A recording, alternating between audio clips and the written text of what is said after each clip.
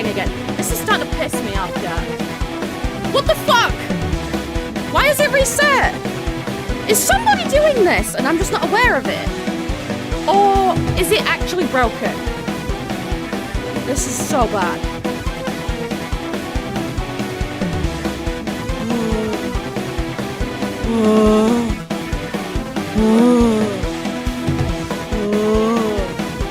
And once again. It's been happening since longer than you've been here, Clog. Jeffy! Shit! I forgot my fucking upload for today. Oh, piss wank. Piss and wank and fucking piss and fuck. Piss.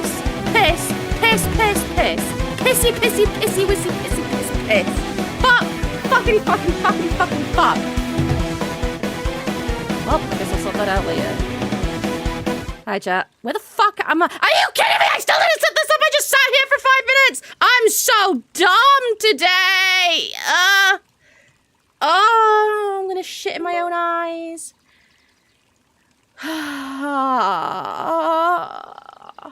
Chat, I'm having a time. I'm not died! Am I died?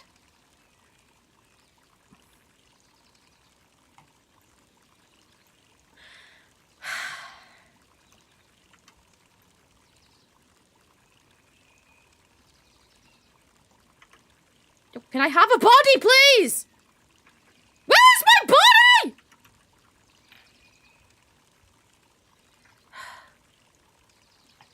Jesus fucking Christ, chat. Oh.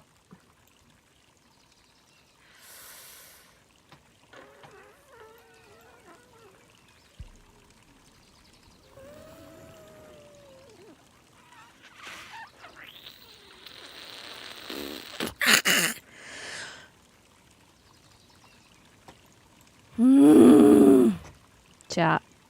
I'm losing it. What do you mean your ears? What is wrong with your ears? Open your ears and listen to the wisdom that I impart, because I am clearly a superior being, probably.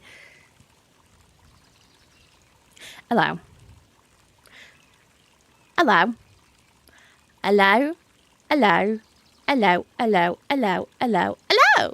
you doing? How you guys doing? You could leave and do some work. Yeah, you see, you could, but you won't, because you want to hear the wisdom of a superior being. See? I know you, Jeffy. We are going to start the game in a second, but first, I thought I'd tell you guys a piece of wisdom that I came up with earlier. So, the last few days, since like Monday, have been really shit. As days sometimes are. You know, especially for disabled people. And mentally just people. So the last few days, like last 3 days, have been really, really shit days. Which is fine. It happens. And I told you guys that I set a resolution with myself to walk the same route like every day for this year.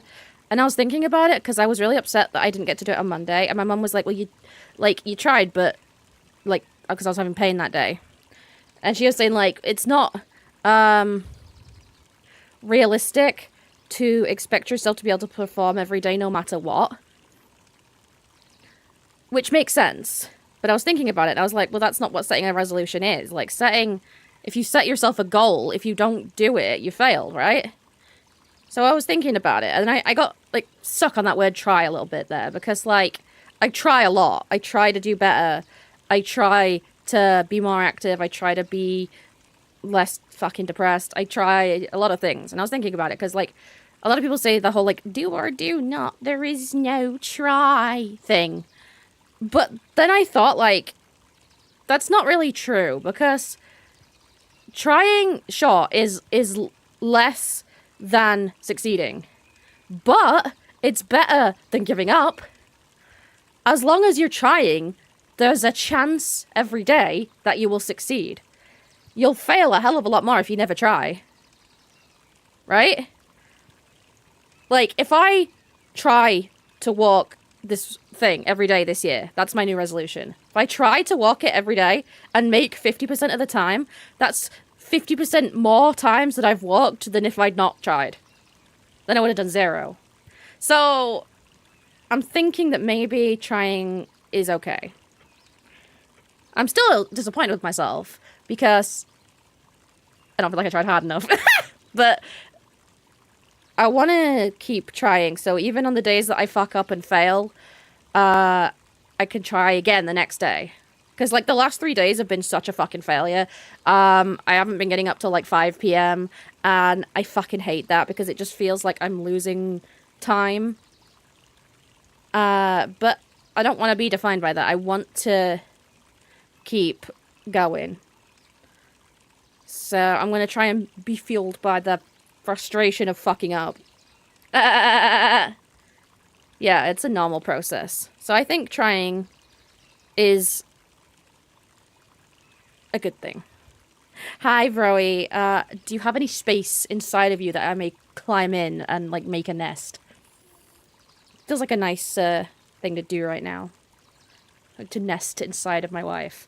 Fuck-ups give you feedback on what to do better. What if you keep making the same fuck-up, though? I keep waking up at 5 p.m. I went to bed specifically early yesterday at, like, 2 a.m. thinking I'll be up at, like, 10 a.m. Nope! I got up at 12. I was up for an hour, and then I went back to bed, and then I got up at 5. And it's like, what the fuck are you fucking doing? I had stuff I could have been doing, but my brain was like, nah, I want to stare at the ceiling for like 5 hours. What the fuck is that? I had my new chair I needed to put together. I could have gone on the wall. I have asked Mama Biss to wake me up, but she either gets distracted and busy and doesn't realize time is going, or she comes into the room. She goes, get up. I go, yeah, okay. And then she leaves, and then I don't get up. Like, I have said to this woman, like, my lizard brain is a fucking asshole. I don't want to do anything. Like, yeah, I have to have been awake for at least 5 fucking minutes before I'm conscious and ready to make decisions. And until that point, you just have to beat me with a stick. Like, it's wild. It's wild. Just gotta turn the light on that's right in your eyes. Doesn't work. I can sleep through it. I can also sleep through the loudest alarms. When I used to be getting up really, really early to go to college in the next town over, years and years ago, my dad would also get up really early because he did, like, shift work. So he would get up at, like, 5 a.m., come into my room, and I'm shitting you not, beat me over the head with an inflatable hammer.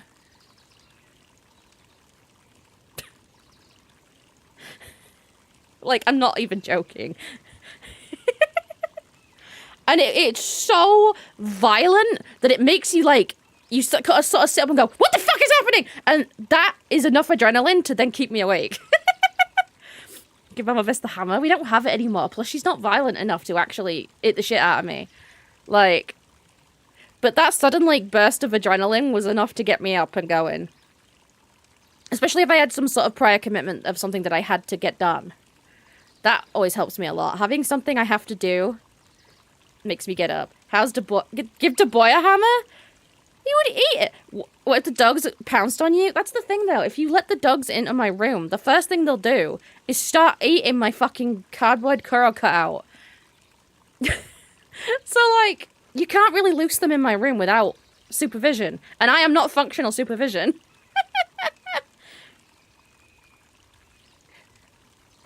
Have to say hi at a certain time. See, this is why my plan was, if I had been able to move out, I wanted to have all of my collectible stuff in an office along with my computer and have that one room be barred off from the dogs. And then I'd have a separate room that was just my bed. And then I could sleep with the dogs and they could get me up. That was the plan. And then they could just have free run of the rest of the house because there's nothing damageable there. At least anything that I fucking care about. But that was the plan. Based idea? Yeah, I know. My house is too small. We need a bigger house.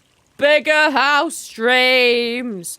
Also, like 5 minutes before the stream, instead of setting up my model like I should have been doing, I was adding more chocolate to Throne. As if I'm not fat enough already. But I don't even give a shit.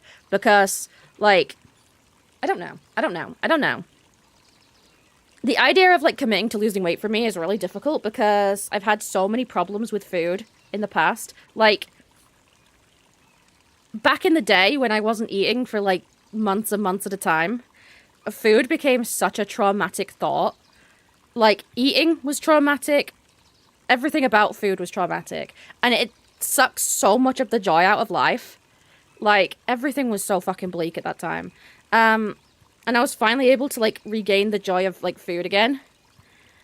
I'm scared of losing that again. Like, or of food becoming something painful for me again. And as well, my weight, like, my entire life has always, like, yo-yoed. Like, I've gone, like, really large, really thin, really large, really thin, backwards and forwards. And I just don't want to start that fucking bouncy ball system again. Like, I want to get, like, fitter, health-wise. And if that results in me naturally losing weight, great. But I don't want to make losing weight the goal, because I feel like it's just going to throw my mental into a fucking spiral, and I'll either give up after 5 seconds, or potentially just put myself off food again. Yeah, baby steps. I do want to try new things, yeah. You'll come help every day? That would be amazing. Yeah, guys, you do not want to see, like, if I ever come on this street, on this fucking channel, and say to you, hi guys, I had to drink a cup of gravy with olive oil mixed into it to get my daily calories, then just fucking shit on me, bro. Nah. That was a time and a half. Nah. I have a friend who can vouch for me actually saying that in daily conversation. It was fine though, because, like, you know, gravy is fine. It's a liquid. I was fine with liquids mostly. Yeah, if you mix in just like a couple spoons, you can't taste it. And it's like, it gives it like 200-300 more calories. So, like, yeah. My mom snuck olive oil into literally everything that I ate for like a year, because it just bulked the calories out of everything. That honestly, like, she could write a fucking book on how to keep people alive. But, chat, if you ever struggle with, like, weight, like, having too much weight loss, or not being able to get your weight up, or anything like that, or you're not being able to eat, olive oil. Just put it on fucking anything. Anything and everything. You can't taste it, and it literally saved my life. Like, I'm not even exaggerating. That shit deadass saved my life. Like, somebody needs to put that out there as that needs to become a knowledge. 'Cause, yeah. I was, like, steps away from the fucking feeding tube.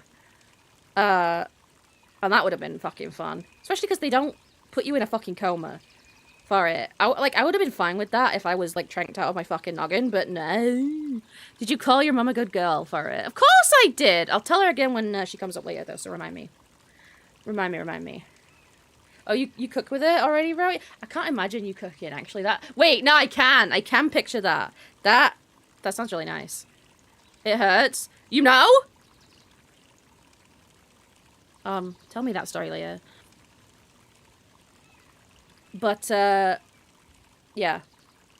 I could kind of picture you in a domestic setting, and it's kind of hot. I like that.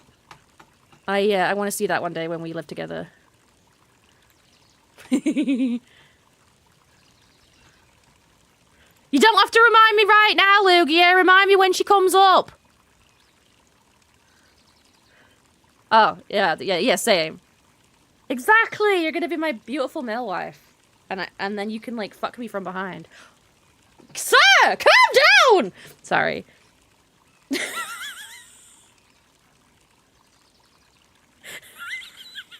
I surprised myself with how horny that was. I'm sorry. I actually surprised myself by how aggressive that was.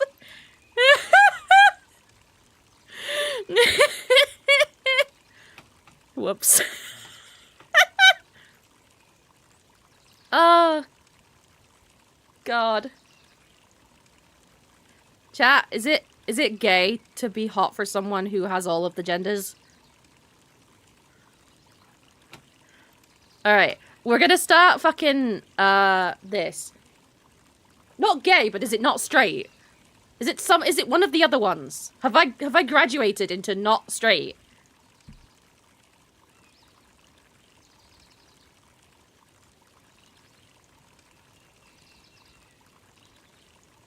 Yippee! It's gay, straight, and bi. Or pan. Or stove. I don't know. It's both. Let's go! Oh my god.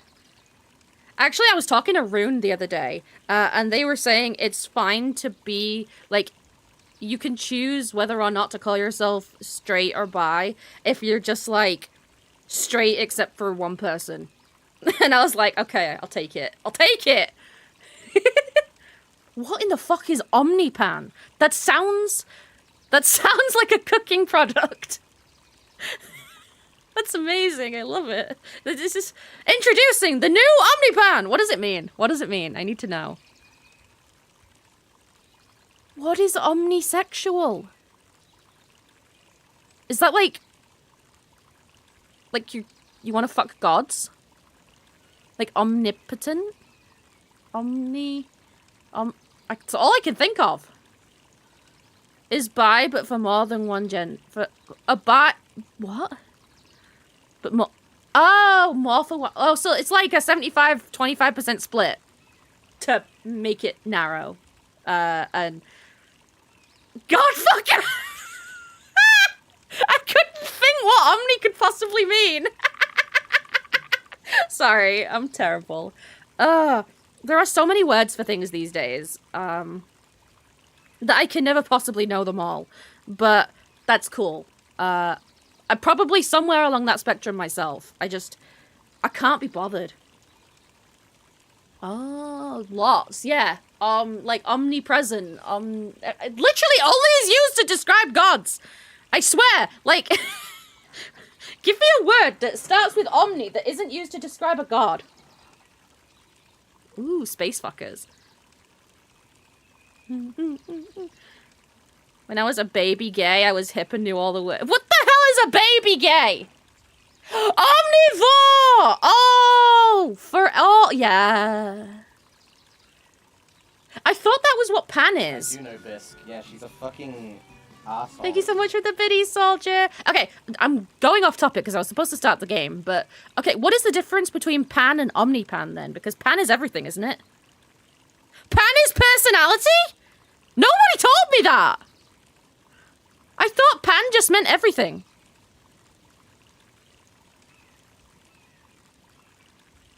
Ah, that's baby gay, I see.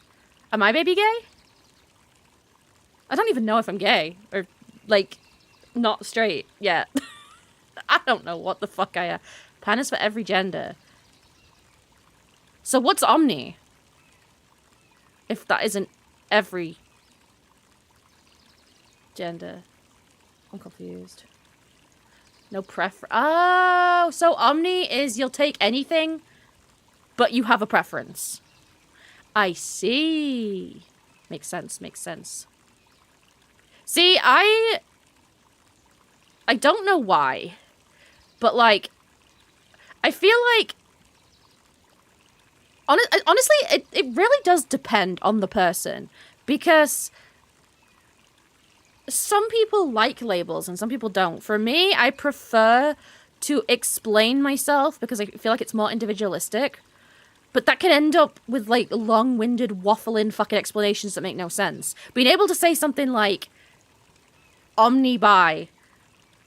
Like, if I was to fucking summarize my sexuality in words, it would probably be like, omni-bi, grey, ace, picto, something, romantic, something. Fuck knows. But, like, I can't be bothered. I barely identify as a woman, and that's just because I can't be bothered. Like, what is words?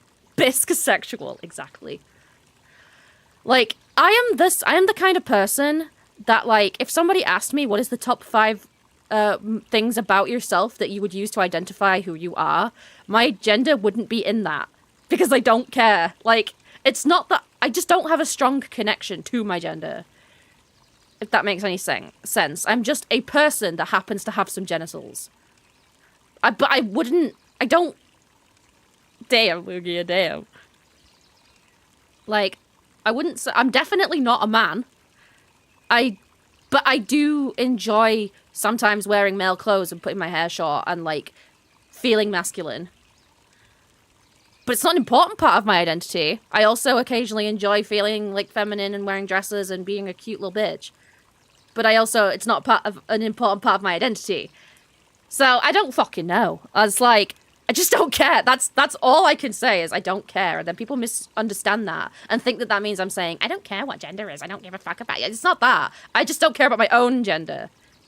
Like, it just doesn't have any interest to me. So I'm kind of, like, confused but also fascinated by people whose gender is an important part of who they are. Like, I think it's interesting, but also I'm like, wow, that's, like, it feels like it takes a lot of energy. Yeah, I could tell, Lugia. No, that wasn't meant to be offensive. I smell like a kindred spirit with you. Like, you remind me so much of me that it's a little bit concerning.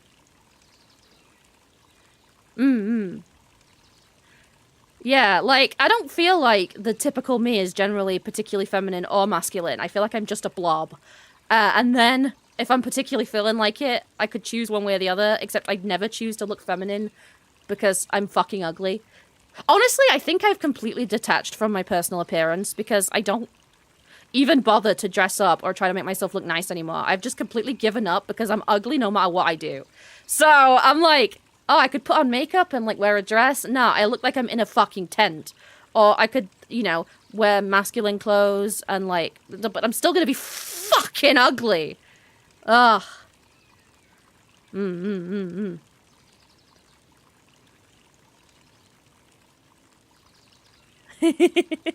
Well, you guys would say that because you guys are... Yeah. You're right, Clug. You're right. Don't bunk me. That's just how I feel. Maybe I'm wrong, but that's my brain. I saw you in latex. What was that latex? Yeah, to be fair, Lugia, do you know how many DMs that I got saying, do we need to bonk him for the horny comments? And I had to tell everyone, no, that's what the channel is there for. It's just no one had been bold enough to actually do it yet.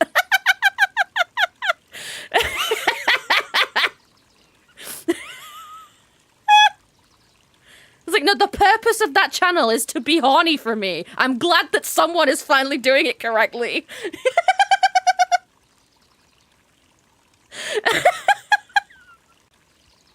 I mean, you can be horny for other stuff too, but it's my server, so, like, predominantly, if it's me, I'd be happy. What is fast face latex? Is that, like... I'm not gonna lie, that feels like a suffocation trap. What is that? What is that? I'm so fucking wham. It's so hot in here, chat. I'm wearing, like, this fucking massive hoodie because I don't have anything else to wear. But it's so warm. Latex makeup? What is that? Oh, it's been such a long time since I make-upped properly. Like, when I did my first face cam stream ever, my mum was like, no, we need to make you look not like shit. So she put, like, makeup on me, and it looked so thick. Like, to me, it looked, like, caked on. It looked so thick, I felt like a painted whore. But on the camera, you could barely see anything. So, like, I don't know. I just thought it was, like, really weird. My perception must be, like, so skewed. Makeup's fun. Do you reckon you could make me look not like shit with makeup, broy? Maybe now it's 2026. Maybe I should invest in some, like, different clothing and stuff. I have dresses. I have dresses and, like, feminine clothes. I just don't think I look good in them. But I don't have any masculine clothes anymore. Maybe... Wasn't it the plan for the expo? What, to make me look not like shit? We should totally do that. I'm still attempting to save up to come see you this year. And then we can go all, like, ridiculous. Because you were posting, like, snow pictures. And that shit looked so pretty. I want to come see. Not that it'll be snowing in the summer, but, like... Oh, you guys are sweet. You guys are sweet. Oh, yeah, I want to get made up. I want to get made up by you. That'd be beautiful. Good times. Oh, hell yeah. We gotta do it. We gotta do it. We gotta do it. I think I was saying this before, but, like, the reason that I get so fixated about wanting to go to TwitchCon is not for TwitchCon itself. It's because that is the easiest place to accumulate a bunch of people I want to meet without me having to go to everybody individually. So, it doesn't even have to be... We don't even have to go to TwitchCon if nobody wants to. But, like, it's just so much easier to gather a bunch of people for an event. Like, because I want to meet... I want to see you. I want to see, Soma. I want to see Isaac. I want to see Rose. I can't fucking afford to make trips to go to see everybody. Yeah, Rosie's going to come to the expo this year. And we get to, have a group rank session or something. I don't know.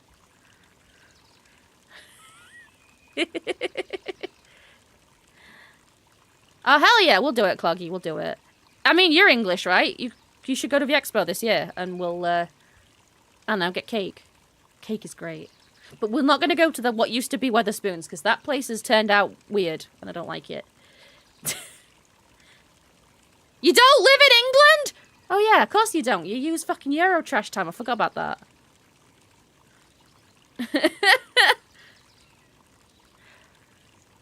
Oh, okay, you know what? I probably shouldn't say this. Because there's literally nothing official. So there's like, it's literally a 1%, probably less than 1% wing and a prayer, you know, stick up the ass kind of, thing here. But I was in a business meeting the other day, and one of the people I was talking to, I happened to mention, because I met them at a convention, and I was like, oh, it was really nice to see, it's really nice to talk to you again after the convention. And they were like, did you like it? And I said, oh, it was amazing. I just wish that I could get on wheels and, like, fuck off.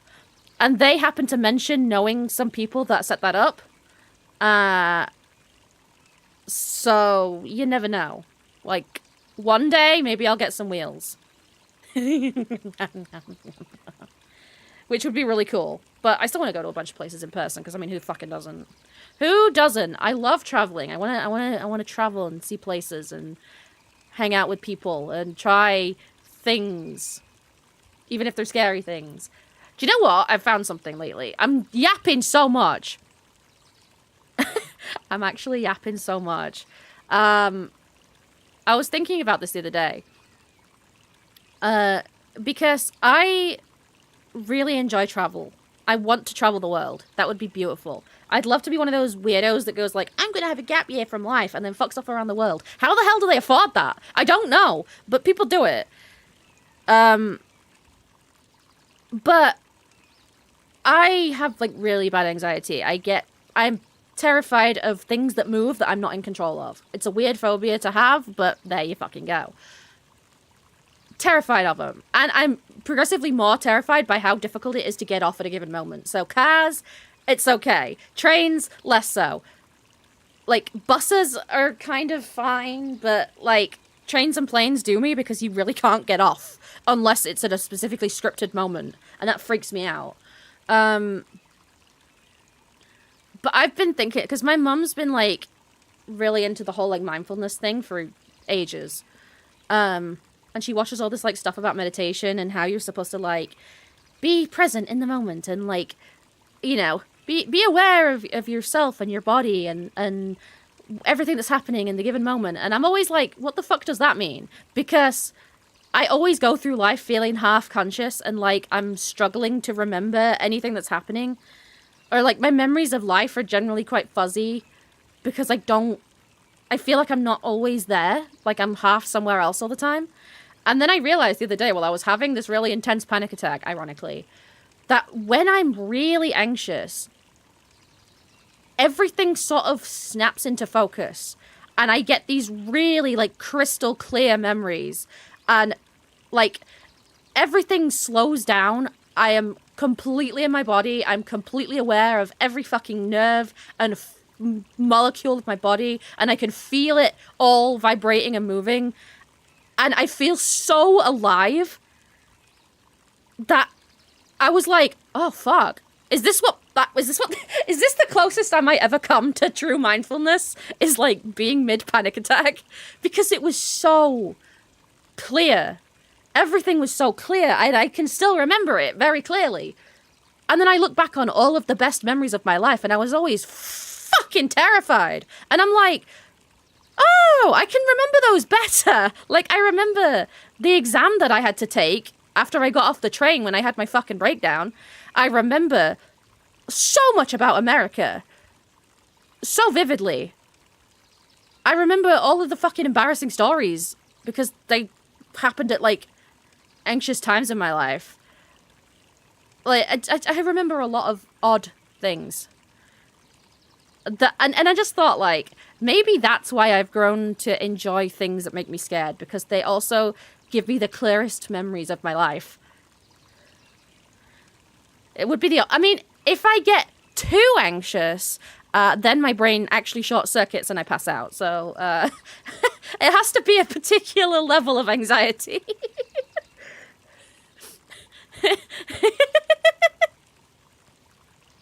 I remember when I was coming back from, I went down to London last January to MCM. And on the way back on the train, I had this massive, like, anxiety attack, and then I ended up passing out. So, like, that, I remember being completely, like, locked in, and, like, and then I woke up about 40 minutes later, and I have no fucking idea, and apparently I'd been, like, yapping. Apparently I'd been doing some sort of semi-conscious yap that I have no memory of. Oh, that was horrendous. So that occasionally happens. I think I've passed out from anxiety like 3 times in my entire life, so I don't usually get that anxious. Ironically, twice was about flying, and then once was on a train. So it's literally always around moving things. Doesn't sound good? Yeah, I know, but good memories. Good memories. So, no matter what happens, I wanna... You had a heart attack? Jesus, Clog. Christ. Are you younger than me? What the fuck? Then again, I do know what you, I do know that feeling of... Are you sure you actually had a heart attack? That's... I mean, of course, you must have gone to the fucking hospital, but, like... I know feeling like you're having a heart attack. Because fucking hell, it hurts. It really hurts, yeah. It's crazy. I always know when I'm gonna have a panic attack, like, a few minutes beforehand. I can, like, tell.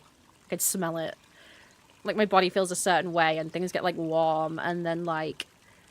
I don't know, I can't exactly explain it, but... I think I've just learnt myself. I got used to it. I spent, like, so many years of my life having numerous panic attacks a day that I just kind of got used to knowing what it's like. And then sometimes, like, they'll happen at the most randomest of moments, and you're like, nothing was going on. What is wrong with me?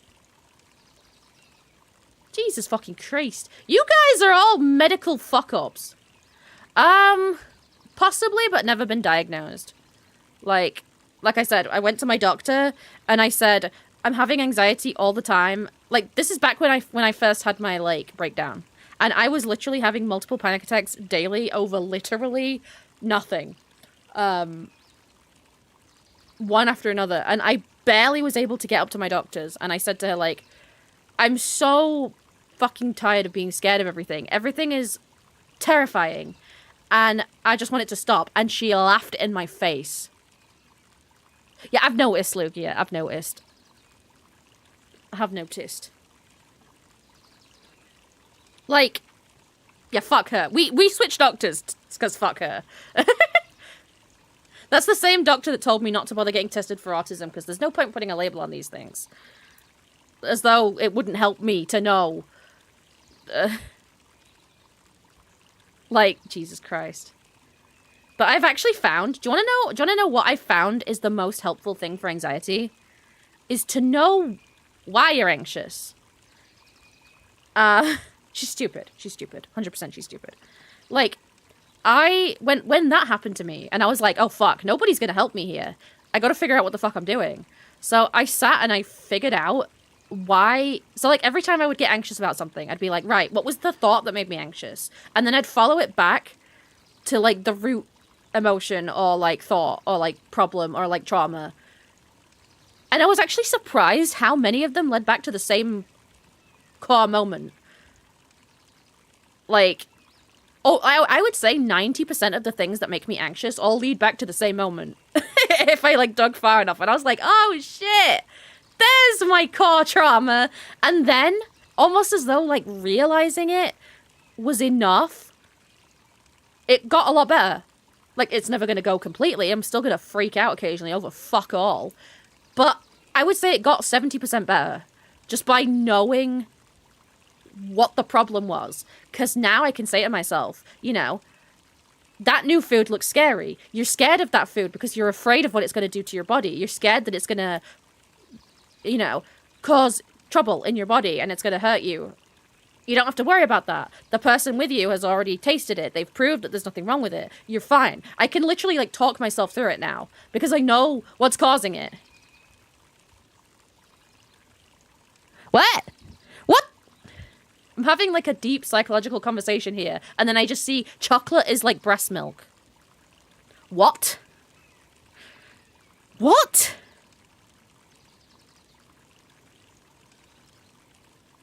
What? What? How are those two things related? But what has breast milk got to do with anything? Oh, it's wild. Oh, it has a similar... Is this like how Hershey's chocolate is made using a protein found in vomit?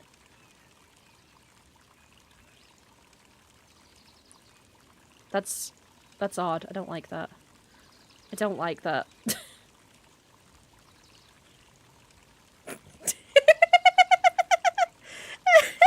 Lugia, why do you think I will never put fucking Hershey's chocolate anywhere near my body, ever?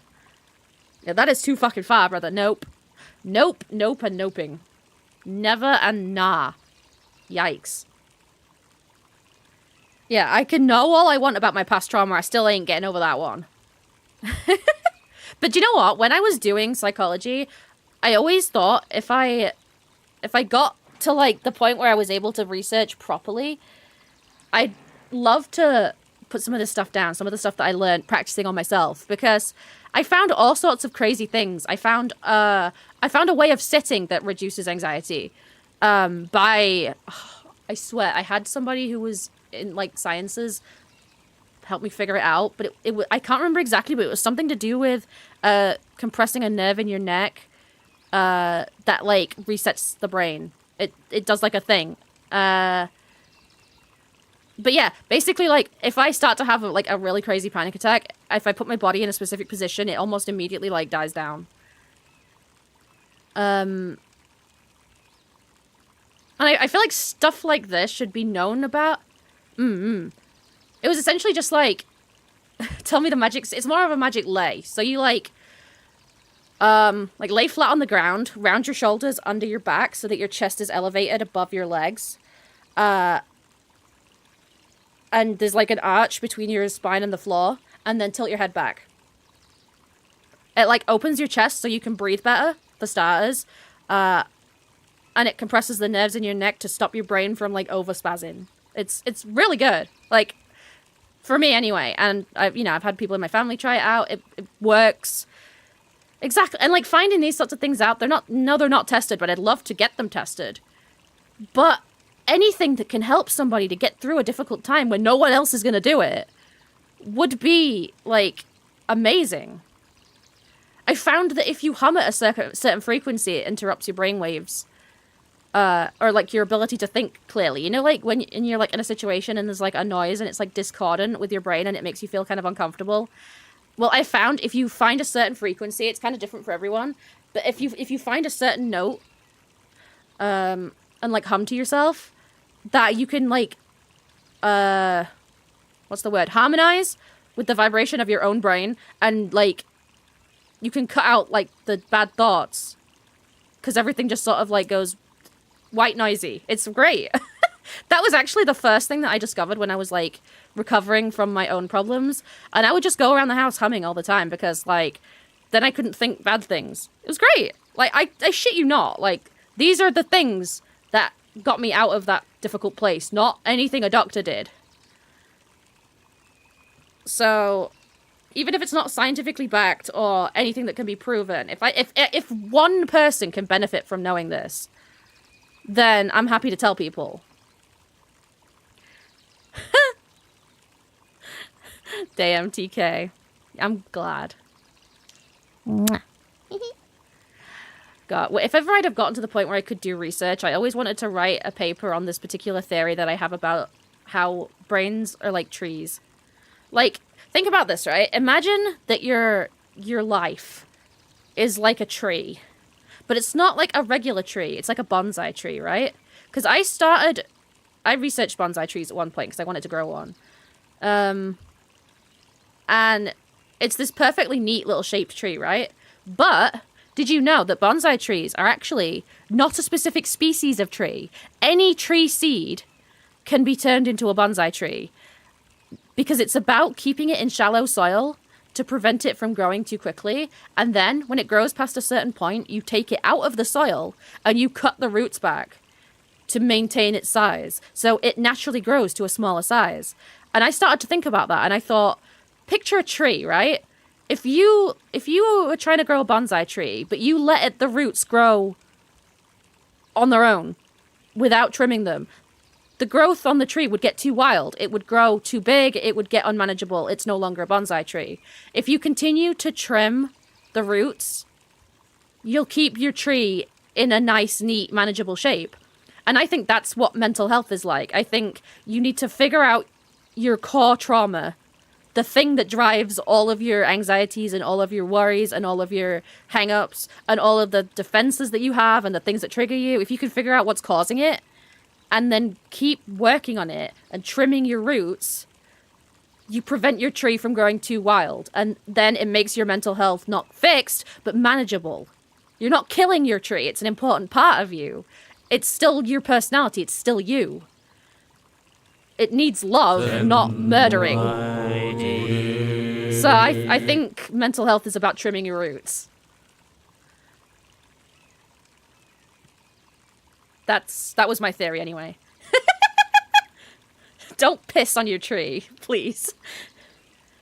Yeah, you get this. It's sort of more of a metaphor than anything, but like, that's what I find. Like, even to this day, it's been like 10 years since I had this trouble. I was just 20 and now I'm going to be 32. But I still need to trim my roots or I get a bit... like every so often I'll just have like a patch and I'm like, right, time to cut my brain back a little bit, do a bit of work on myself, and then everything gets manageable again. But it's about just knowing yourself. Because at the end of the day, hating that part of you that freaks out is no help at all. It's still you. You know, trying to quote unquote fix your mental health problems is like your left arm stabbing your right. It makes no sense because it's still you. You're not supposed to fix it. You just need to learn to live with it. And it's the same way that you would, you know, manage your body. You feed it well, but not too much. You know, you hydrate it, but not too much. You rest it, but not too much. You work on it. It's the same thing, you know? This is deep. Sorry, I don't know how we started on this, but I have yapped for an hour now. Apologies. Sorry about that. Let me take my rocks and calm the fuck down.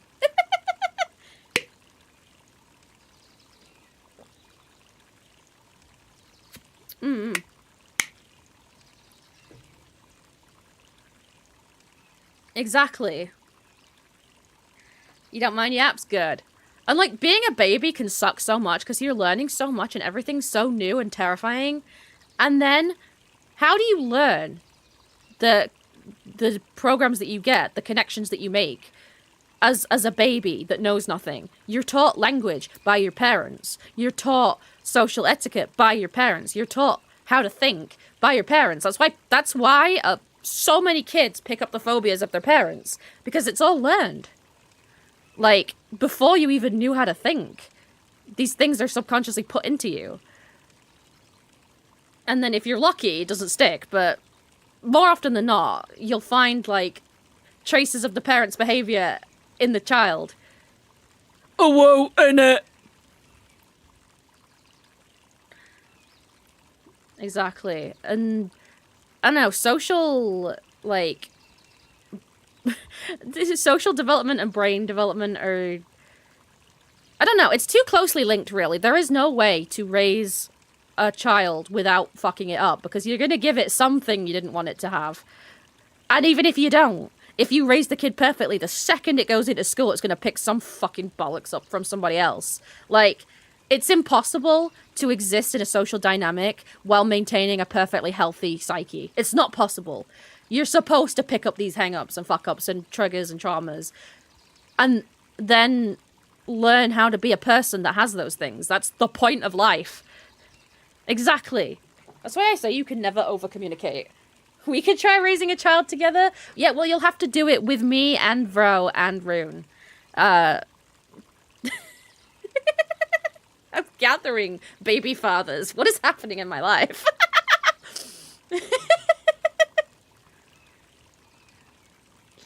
Lots of parents. Yeah, you know how they say it takes a village? Well, for me, it really does. I mean, a kid can't be too loved, so why is Rune always the surrogate? He's not! I mean, he can be if he wants to be, but, like, we'll raise a child together, fuck it. So I had this conversation with Rune the other day, like, I don't give a shit if society says I'm supposed to meet a man and marry them and then have a child together.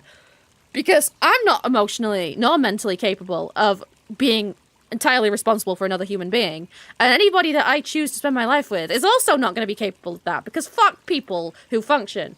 Like, I have come to the conclusion that I want, like, some sort of, like, queer platonic polycule of just, like, 8 really good friends who like naked cuddles, who just decide to raise children together because it's fucking easier that way. And we'll just have a nice middle-class house shared between 8 poor bastards.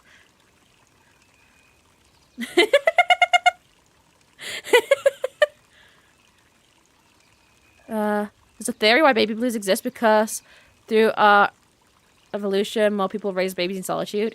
Platonic harem? Yeah, I mean, I've got myself, I've got Rune, I've got Vro, possibly testicles. Nobody knows what that man's particularly thinking. We got TK, Rose is in, I'm pretty sure. Like, this works for me. Fuck it, I don't care. Fuck it. Like, I've tried the normal, quote-unquote, route, and it's just lonely. It's just so lonely. Like, I've only been in 2, quote-unquote, normal relationships in my life, and both of them were really lonely experiences. But, like, when I went to the expo, and I was sitting there with, like, Ro and Testicles and Jade, and we were just, like, eating a sandwich, like, watching it go dark after karaoke. And I just remember looking at Ro, and we sort of, it just felt like that's what it's supposed to feel like. That's the feeling you're supposed to have. So, like, I think that makes more sense to me. And I think the most difficult thing for me was accepting that. Like, because you're so conditioned to expect and want the normal route. And the normal route doesn't work for everybody. And that needs to be okay. I don't have words, I'm happy. Love you too. Thank you for teaching me about how to love people, Broey. TK, we're already married. That ship has sailed, brother.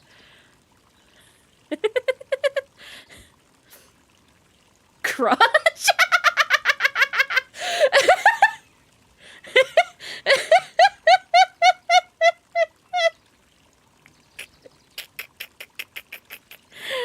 Oh, God. You know that picture that you're drawing? Just add me hitting you on the head with a crutch.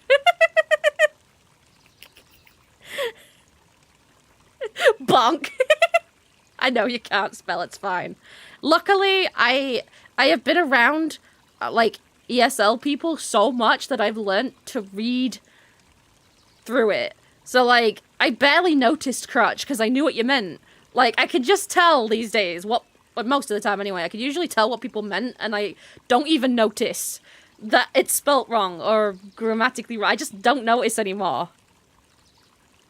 I'm learning to speak something. I don't fucking know. I mean, English people can't speak English. Yeah, Vroish can still be hard for me. What was that thing you sent me the other day? And it was just like E equals something. And I was like, dude, what? Can you remember that? I'm going to look at our DMs and see if I can find it. Oh, it wasn't that long ago. I just remember something equals. And I was like, oh, okay. I'm scrolling up a thing now. La la la la la la la la la. La la la la la la la la la la la.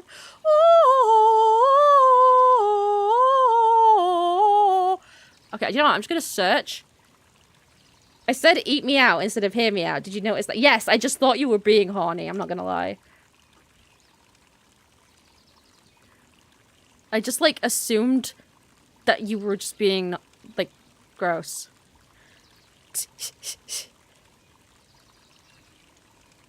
I can't find this. I'm determined to find it because I just remember thinking, what? Oh, here we go. I found it. I asked you, how are you doing today? And you said, not feeling too great. And ew equals Y. What? And ew equals Y? How the fuck was I supposed to know what that means? Now I know what it means. I get the context now. But at the moment I was like, what? Ew equals Y. No, it was like Y spelt like the question. But ew equals sign Y. That one really got me for a minute.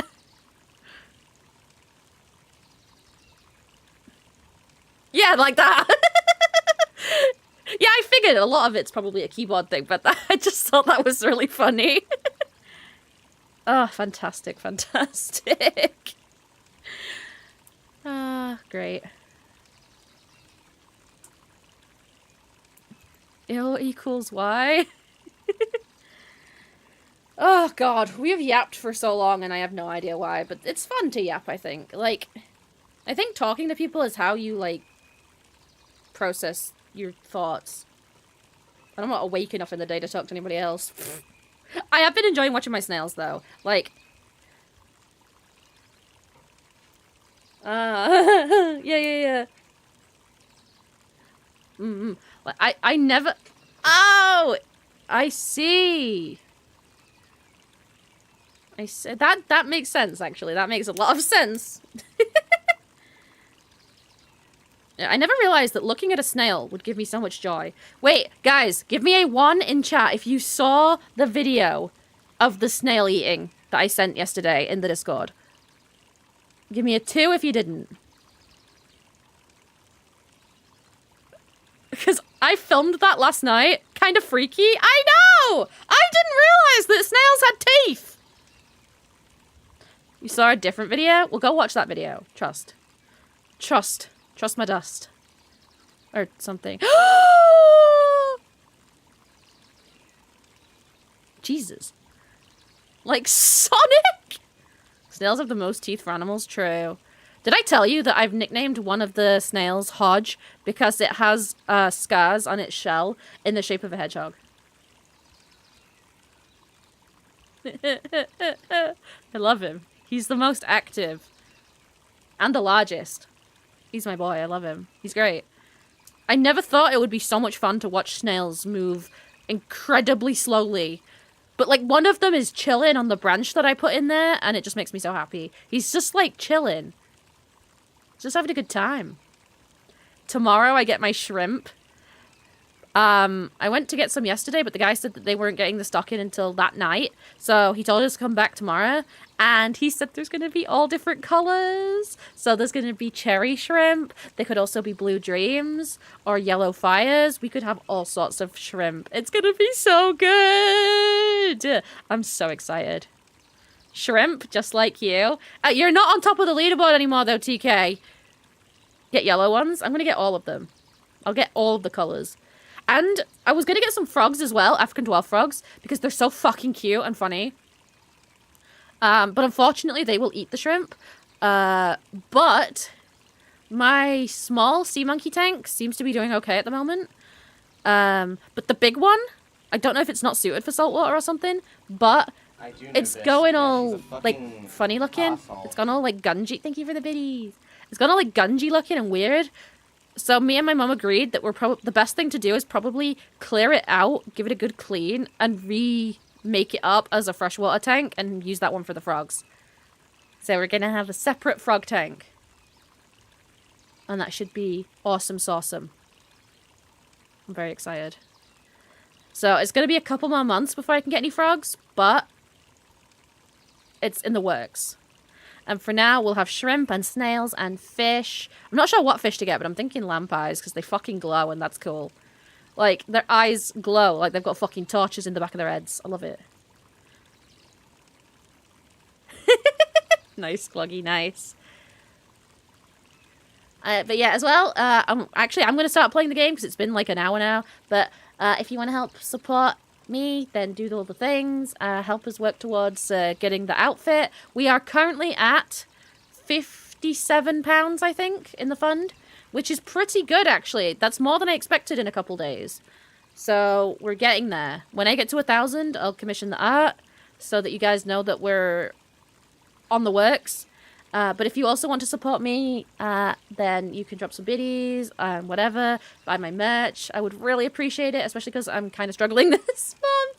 I checked my bank earlier today and I have £13 and it's going to last me till the 26th. So, yippee, but it's fine.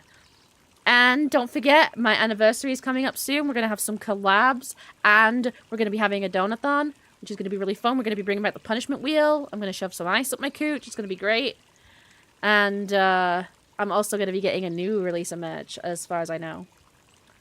The fuck? Oh, you missed that era of my content. TK, fill Lugia in.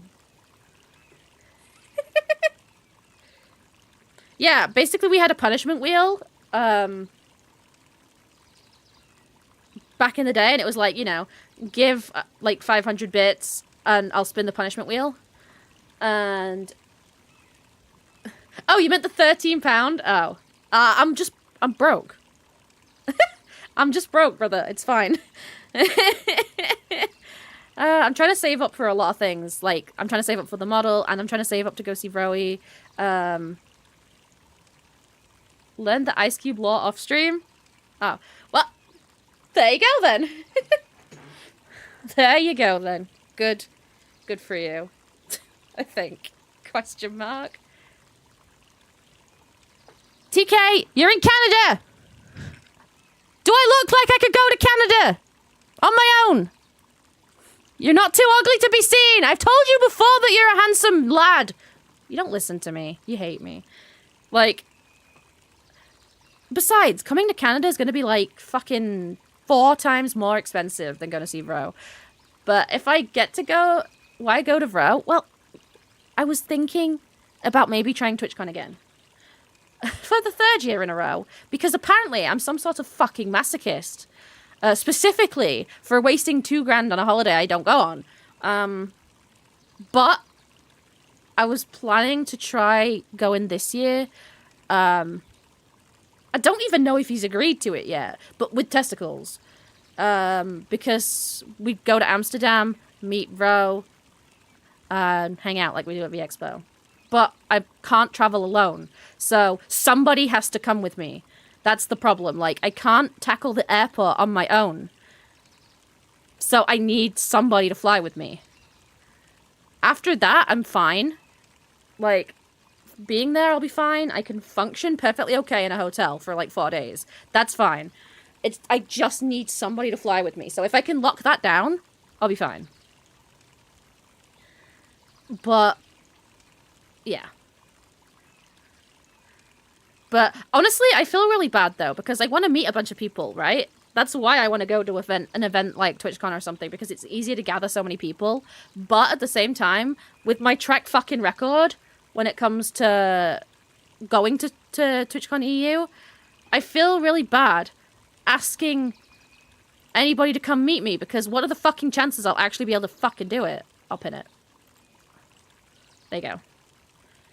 But I'm gonna try really, really, really fucking hard, obviously. So just wish me luck, I guess. But you watch, this will be the one year that nobody believes that I'll make it, nobody comes, and then I'm just there on my own. You watch, you watch.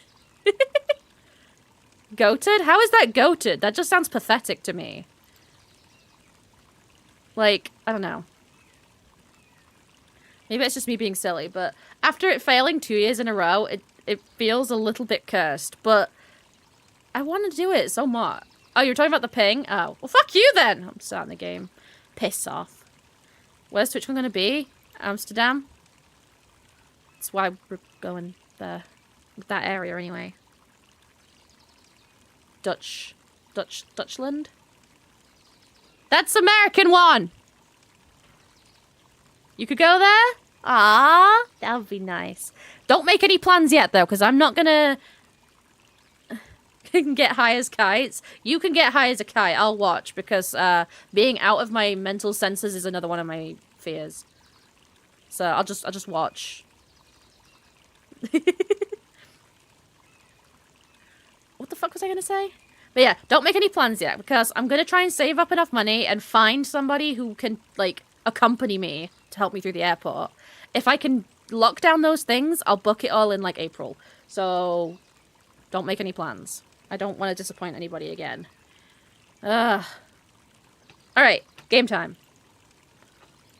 Where the fuck is my fucking mouse? When is TwitchCon? What, EU? I think it's a couple days after my birthday. Like, which would make it really nice if I could make it and see everyone. It'd be a couple days after my birthday. I think it's like 28th. My birthday's 26th, so... Hey, imagine if I... No, my mama did the shit out of me. I was gonna say, imagine if I was there for my birthday and we did like a special IRL birthday stream, but my mum would literally hit the shit out of me if I wasn't home on my birthday. Like... Mimi! Hi, babe! How you doing? Oh my god, it's been an age. How's my boy? How's my boy? I love your emotes. They're fantastic. How have you been, my boy? We've been having a yap about mental health and stuff. I don't know. And honestly, I don't even know. Like, I'm like 97% cursed. And then I occasionally... I know! I just can't be bothered to say Rotterdam. It makes more sense to just say Amsterdam. Shut up.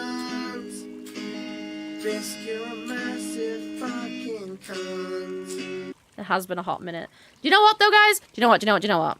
I'll tell you this. There is literally nothing on the planet that is more heartbreaking than trying to, like, corral a bunch of people to set up, like, an event. Because I wanted us to play laser tag.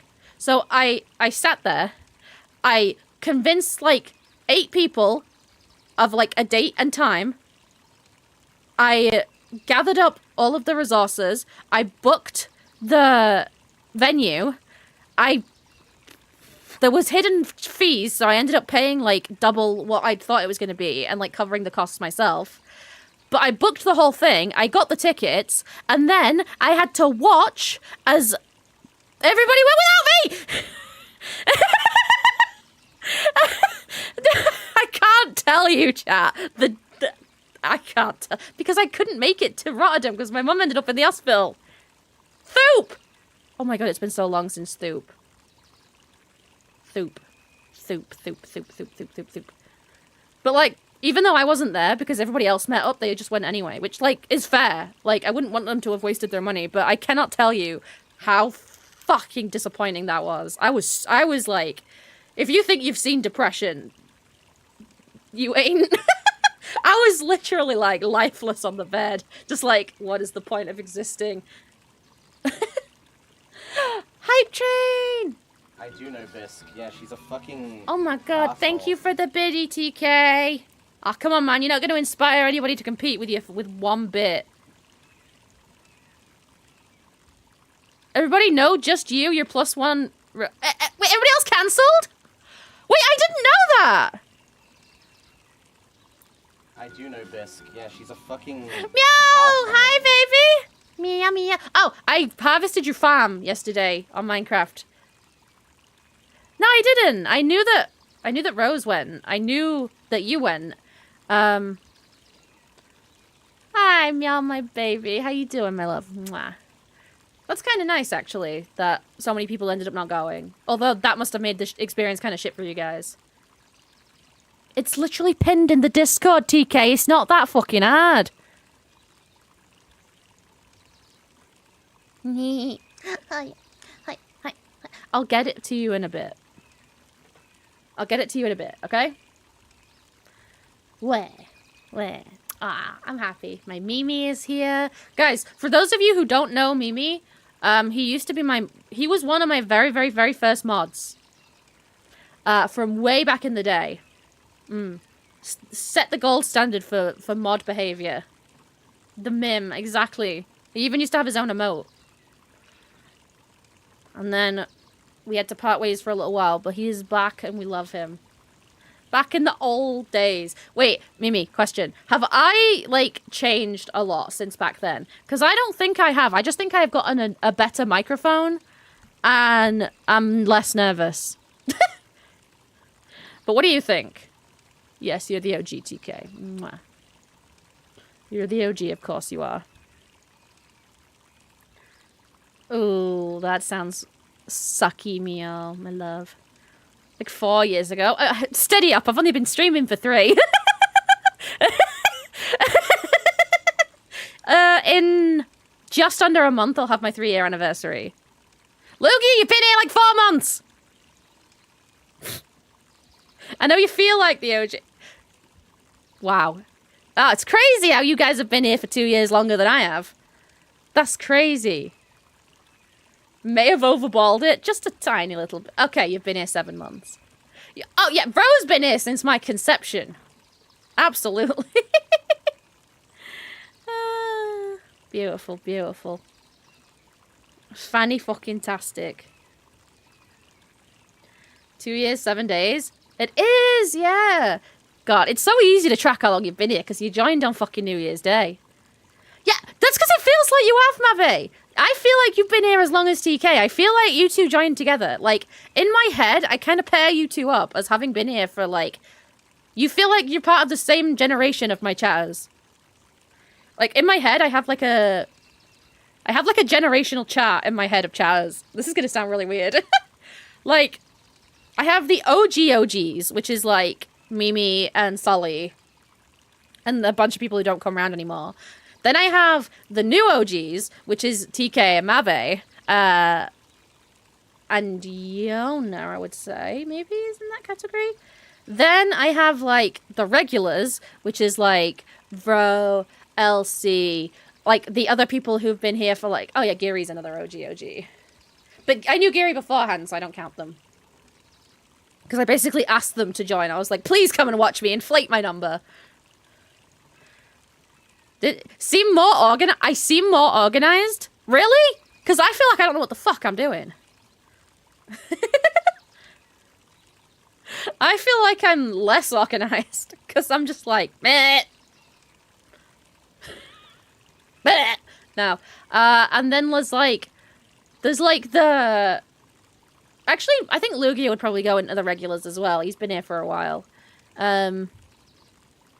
And then there's, like, the new people, like Clog. But Clog is fast approaching regular status. And then there are some people who, like, almost made it to regular status and then stopped watching. Which is, or, like, I don't even know. They don't come around as often as they used to do.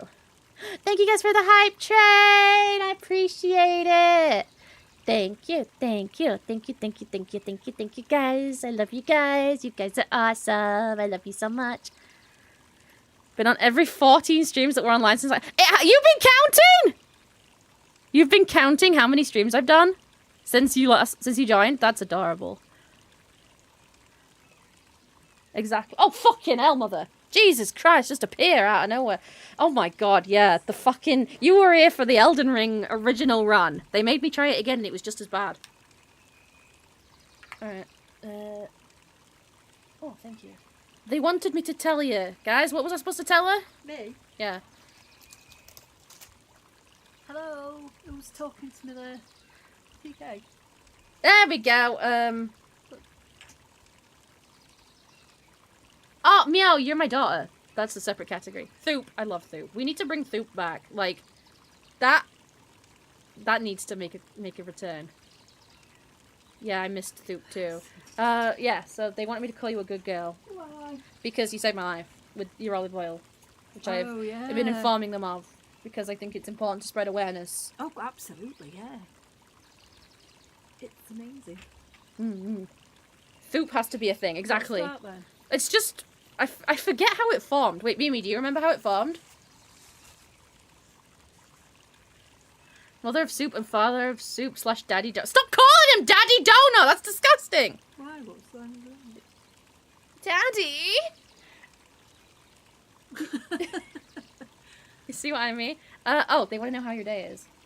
My day's good. Good. Very good, thank you. How's yours? Oh, how's your day? How was your day, Mimi? Hi, Lugia. Yeah, we've been yapping about all sorts of stuff. I was sitting on the toilet earlier, and then I thought about, like, today, and then I ended up talking to them about it. About what? About, like... Going to the toilet. No! Just saying. About how, like... Thank God you weren't VR streaming. Even Mama Biscuit's seen that clip. About how you can, like... If you set yourself a goal to do something, it's okay to, like, say that you're going to try, because it's not...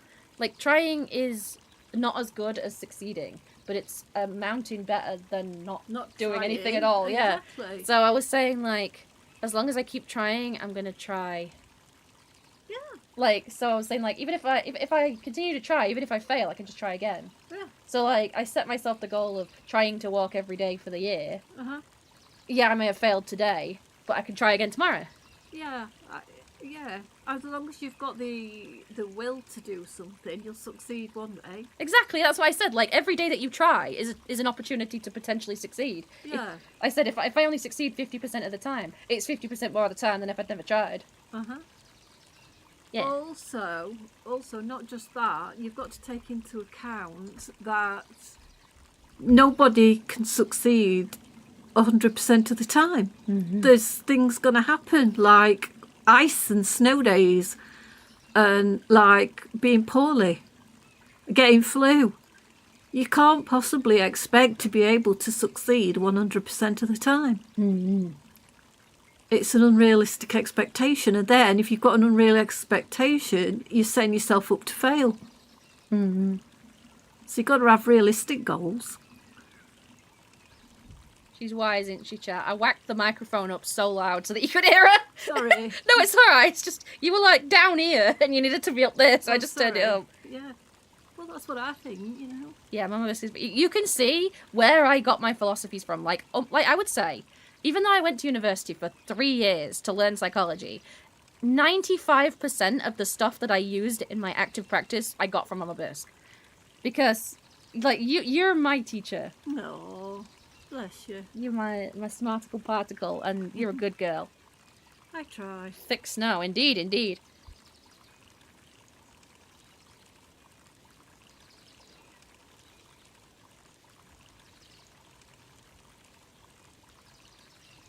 What do you mean, can you go, if you want? Can you go where? That sounded smart. You didn't get any... What are you yapping about, Mave? Are you saying that we're so smart? Like, Mama Bisque is so smart that I couldn't possibly understand what she's saying? Is that what you're trying to say? Little bastard. Or does he mean he didn't hear me? No, you definitely heard you. You were in the red. Oh, fair dues. Yeah, where do you want to go, TK? If it's to Amsterdam, yes. If it's leaving the stream, no. Just shit yourself. Oh, you heard me. Oh, good. We're still planning. What are you planning? About going to thingy. I just said to him, like, not to make any plans because I'm not going to make any plans until at least April. But as well, I have to find somebody that is reliable that can accompany me through the airport. Oh, yeah. So don't worry. Myosotis tipped 25 biscoin. Oh my Here you go, Mama. Go make your dreams come true. Wow, you sweet Sparkles. little bitch. Thank you so much. What? They gave me $25. Oh. Oh, thank you so That's much. nice. Oh my God, we're working towards our goal. Thank you, baby. I cried for goal's my this? sweet daughter. Ooh, they said, "Go make your dreams come true." Oh. I love you, my sweet daughter. Meow, this is your grandma. Hello. Sorry, I was miles away then. Yes, preferably both sides of the airport. Although I suppose if you wanted to accompany me through the airport on the way there, someone could see me back. Oh God. Don't worry I about don't it. even want to think about it. It makes me feel ill thinking I about know. it. She's a worrywart. She thinks I'm going to spontaneously die if I do anything without her. I wish I were 30 years younger because I want to come with you. Yeah. You want to be like besties in it. It's a shame that I had to like spawn out of you, isn't it? That And we weren't like just spawn friends. siblings or something. Yeah. Because I want to come with you, but I feel knackered and Do you want to know secret? Same. yeah, but you know what I mean. I know what you mean. Yeah, don't worry about it. You know the amount of work I do. I don't do, you? yeah. Unfortunately, I do have to go off and do things without you, but we'll always come back I and tell you know all that. about it. Well, I mean, if you were 100% fit and able, I wouldn't worry about it. It's... Yeah, she thinks that someone's gonna like behead me or something don't. through the Ex- airport. no, or no, that, no. like she thinks that something's gonna happen. No, think about it. What happened when we went to America? Think how much bloody running about are we doing? We bloody suitcases and bags hanging off my Mother, neck. I will tell you why you were running about. Because you were having a fucking spanner. There were no need to run. There were no fucking need to run. They were. No, they were. You were running. They were sending me all over the fucking place. You were running. There were no need to run. We'd already decided we're not getting on the plane, so we're not fucking no, gonna no. get there before it takes off. No, after that or before that, I can't fucking remember. All I can remember is I was purple in face and I'd got bloody suitcases on either side of me and bags hanging Because around you my were neck. fucking numpty. A, you could have left the fucking bags with me. B, there were no fucking need to run. You were just having an Ellie. I was starting to panic. Yeah, but think about it. I got all that Good responsibility night, meow, on my my darling. own. Well, you didn't have to. No, you bloody didn't. This No, is Bro. the thing. No, it's not Bro that's leaving. It's Meow. Oh, is it? I thought It's that your said granddaughter. Bro. Does it? I can't read it. Yep. Meow's saying good night. Bro's saying good night to them. Oh right, sorry. What Good the fuck was I night. saying? Yeah, guys, this is the problem with Mama Bisque, right? She's so stuck in her head that she thinks everything is her responsibility. I was right there, It is. next to her. 31-year-old bitch, right next to her. You had the funny fucking panic attack first. I was anxious. It doesn't mean I'm no fucking help. You had a panic attack, then I had one. Yeah, And I got caught out in a wheelchair. yeah. That was after you were running about. I could have, if you'd have just looked at me, I could have been stuck. You're spinning me around, mother. Well, I'm leaning on it. I know, but I'm basic wall. I've got to lean on something. lean, just lean on it. Just don't push me. I can't help it. It's going on its own. Yeah, like you could have relied on me, and then you say things to people like, "Oh, we're on my own." No, you weren't. You No, just but forgot no, I was there. No, but I had the responsibility of going from place to place No. because you were in a wheelchair. You couldn't run about airport. Oh yeah, I forgot about that. I thought I I, know. thought I had my mobility skill with me, but no, of No. course I didn't. We were in an You airport. were in a fucking wheelchair. No, I weren't. I Because was they, pushing you. No, you fucking weren't. Because the only time they brought a wheelchair out was that time it was for you. They made me No, fucking walk can't you- alongside it. no, No, no, no. that was after we got to America. No. In London, No. I was fucking walking. No, because we got told off a bit of parking it wrong space, can't you remember? In London, when we first went to get one, and they were like, don't stand here, stand on that side of that line. And Yeah, but every time that I pressed them things to set it going, I kept letting go and putting brake on, and you kept shooting out. That were at the other side. No, it went Mother- here as well. Okay, it might have been at way home then, because I can promise No. you. Listen to me. I can promise you that you were not pushing me. Because you had the suitcases, like you just said. You were running up and down with the suitcases, and Not I yet. was attempting to keep up with you, walking behind you. No. No! There was no other wheelchair, I can promise you that! No, There- because, right, they took the big wheelchairs off us. that was Not somewhere wheelchairs. else! They took the big suitcases off us as soon as we got there and checked them. So what the fuck were you carrying then? I was carrying the little ones and the handbags, and they were all hanging round my neck. You weren't pushing me though, because you were way ahead of me. I did push you. Not at that point though. Because if you remember, when we first got there, and I pulled up, didn't I take a bloody wheelchair from outside? It had probably been took up for somebody else, and I put you in it because I couldn't find any. That was on the other side. Are you sure? Yes, because I'm promising you, you went running off to find somebody to talk to. I was lagging behind you to the point that I almost lost you. So at that point, you're like having a conversation with someone. I'm walking past booths doing this, looking for you. That were when we were. That was in London when you were trying to tell them that we couldn't make the flight to America. Was it? Yeah, because I came up to you, fucking out of breath. The guy took one look at us and went, "Do you need a medic?" And we went, "Okay." And then they brought someone, ignored me, nearly passed out on floor, went to you, which is fair because you were having a panic. Yeah. And then they brought a wheelchair. And I remember we looked at each other and mentally went, "Who's this for?"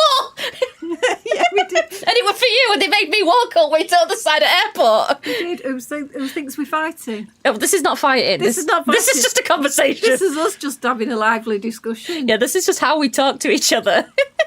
This is not an argument at all, no. No, God no, we don't fall out. No, this is not a fight, no.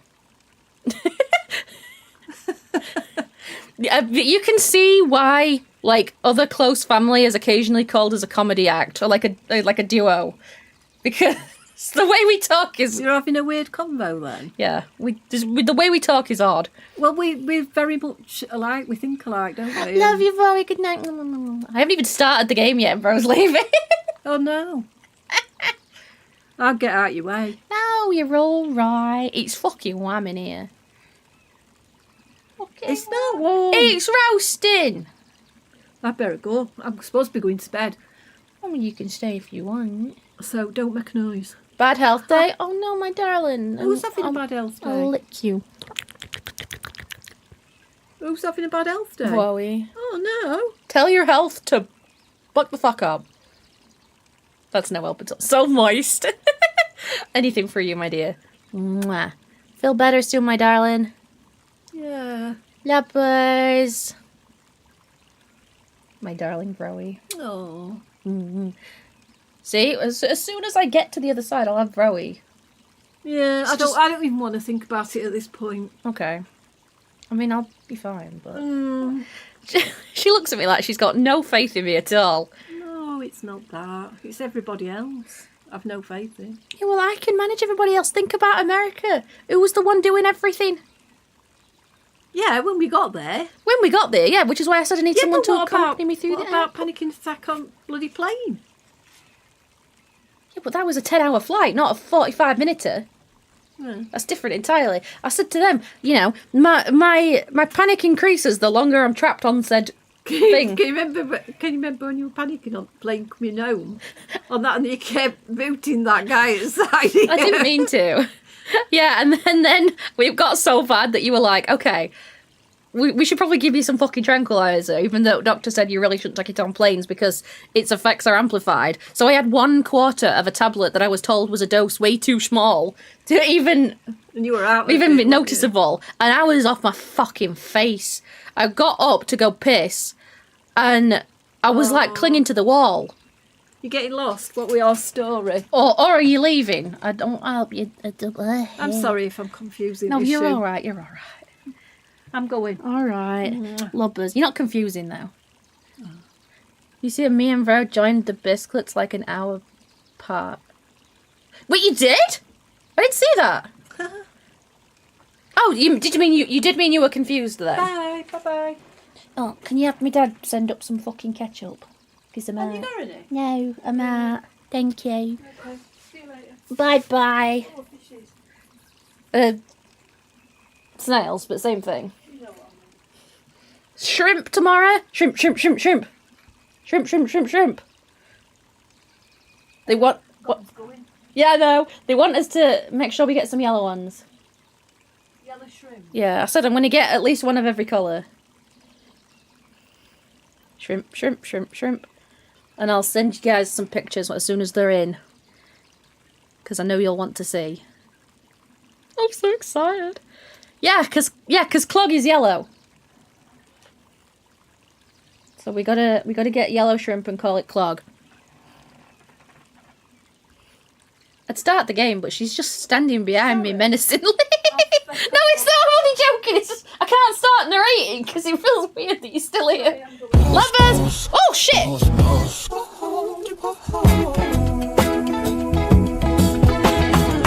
your balls. Hold your balls. Hold your balls. Hold your balls. Hold your balls.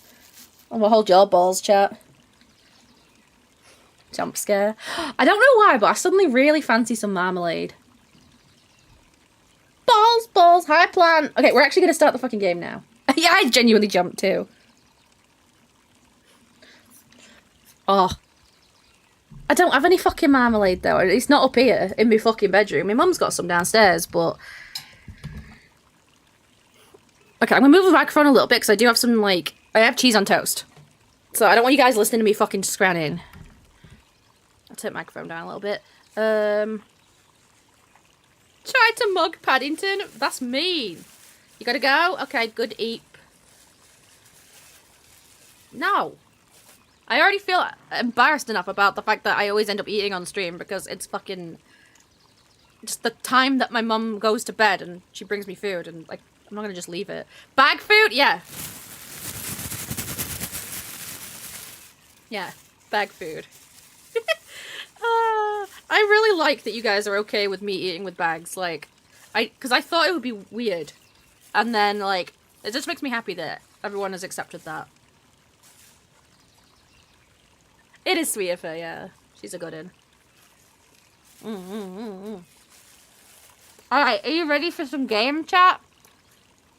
Or have I yapped for so long that we just want to give up and play Minecraft? 2 years, 8 months. Does spider have pus? No! What? Bloody hell, Mimi. I think you might be the oldest person here. Chat-wise. But that's crazy. 2 years, 8 months. I wonder what Sully's is. We'll have to get him on next time he's here. Aww. Thanks, Cloggy. Alright, guys, what are you thinking? Do you... Okay, actually, give me a 1 if you want to play the regularly scheduled game and have me voice act. Give me a 2 if you want to play Minecraft so that I shut the fuck up and don't try to talk while I'm eating.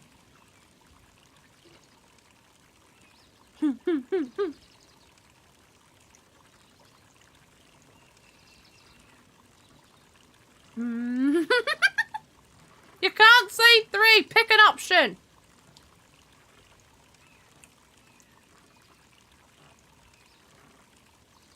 One. Okay, we'll carry on with the game. Regularly scheduled content. We'll do Minecraft later. Oh, also, Mimi, you will really, really enjoy our Minecraft server. Trust me. It's great. You'll love it. I'll show you some other time. Remind me. Remind me! Okay. Alright, so, we were meeting Beck, and that's our little creepy cat friend, right? Oh, fuck. How do I move? Okay. So, if I remember correctly, the mim has brought my thoop. So we went through the storyline in which we accidentally mutated that guy's face. But that was the storyline in which our friend went missing. Wait, actually, didn't we return to this earlier? Or is this the same time? I'm so confused. I don't actually know where we are. Ah! Hello there, little buddy. Oh. What brings you to this neck of the woods? I was just wandering around a bit. If you hop in the Discord, I might get on after stream. I'll only do this for like an hour and a half, and then I might hop on Minecraft. Fuck this guy to hell and back? Yeah. Wandering? How wonderful! Children and their wonderful wandering. It has been a while. Stuff is going awesome. We've had a couple of meet and greets. We have merch coming out the wazoo. So much merch. We got keychains, we got standees, we got a body pillow. I have a candle. What else do I have, guys? I can't remember. Is that it? That might be it. Yeah. I'm actually doing my first sponsor soon, I think. I have a meeting to set it up on Friday. I'm doing my best, just like I promised you. I told you I'd do my best and become a big little biscuit.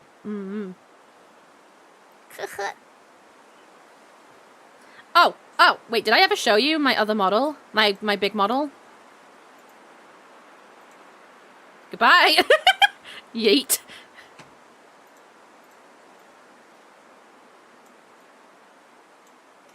Now, let me just fucking moving shit around.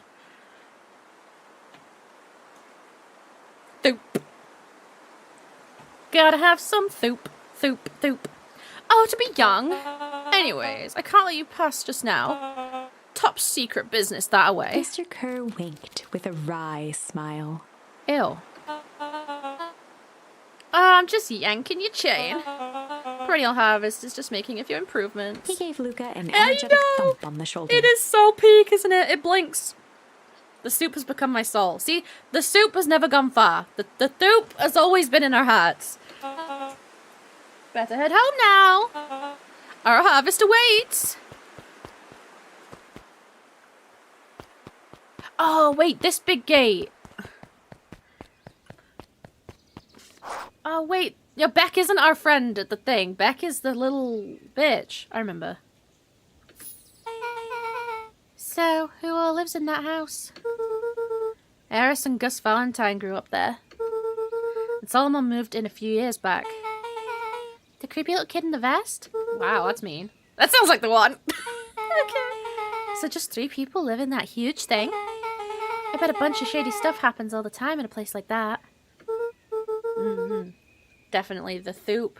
The Thoop is the friends we made along the way. I continued to lisp saying that, and I don't know why. That was accidental. The Thoop is the friends we made along the way. I'm gonna shut up. I can't talk. I've been trying to learn to be a voice actor, and I feel like the more I learn, the shitter I get using my voice. Not really. The Valentines pretty much keep to themselves. So it's empty and boring? Pretty much. What a waste. My mum says that it used to be way busier back before Sharper died. Before the foul harvest. Okay, that's like the 5th time someone's mentioned this foul harvest thing. And you all use that same ominous tone. Eventually, you're going to explain to me how the harvest got all fouled up. That's so fair. Speaking is very difficult. But we can't keep my parents waiting anymore. This way. Take me inside. Take me to your hovel. Oh, that's cute. I like how we run everywhere. Most kids would have just ditched me by this point. Why are you still here? Oh, the ketchup has arrived! Thank you. Your accent is awesome. Wait, Mimi, you're French, right? Because ages ago, when I first met TK, because TK is French-Canadian, but Canadian, emphasis on the Canadian part. But I used to forget and think he was straight French, and I think I used to do that because he reminded me of you, with the accent.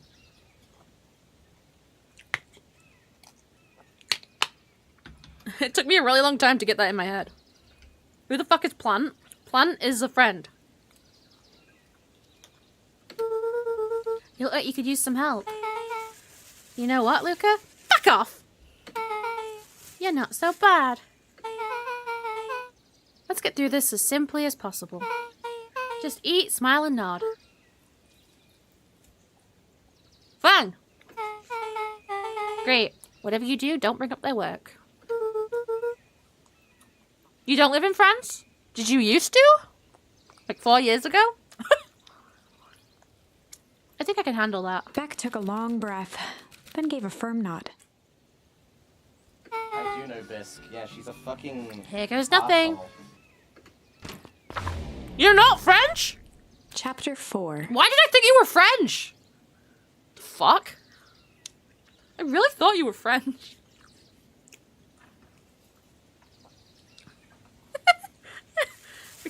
Maybe.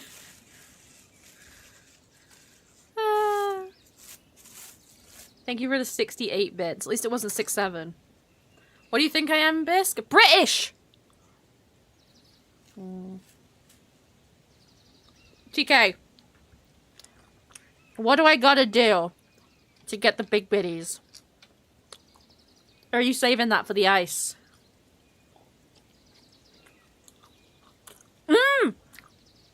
I remember that! No, I always used to think you were French, because I remember you used to come in and I would go, ho ho, Mimi! I swear! Like, all that time ago, I used to think you were French then! I didn't think this was something I just invented. Be a millionaire? Wow.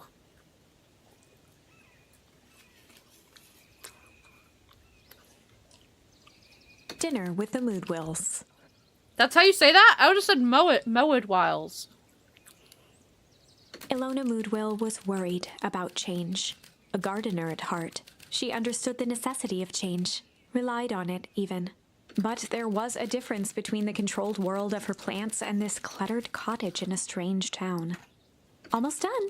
Nellie was a blur of activity, digging through boxes. Sorry, love, couldn't find the dishes. We'll have to make do with paper plates. Dinner went by without Clog? much conversation. Are you adopting Clog? That's fair. As she watched Beck and Luca finish up their pizza, Ilona let herself relax into the chair. The things she cared about were still here. Nellie finally had the job of her dreams. Beck was beginning to take root. Ilona's task was simply to tend to them. She could do that. Aww. What a good mama. So, Luca, tell me a bit about yourself. Where do you live? Oh, I live with my grandma. Over on the other side of the river. Your grandma? Where are your parents at?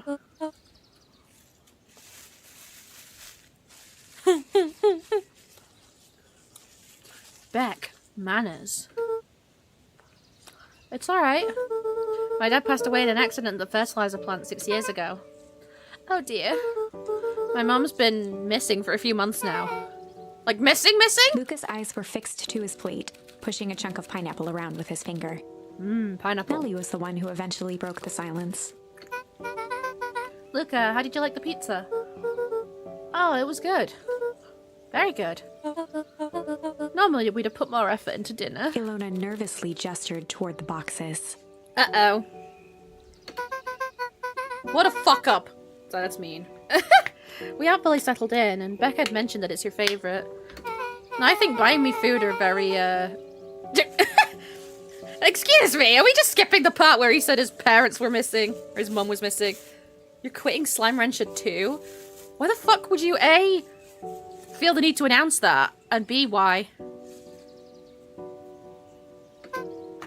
Beck!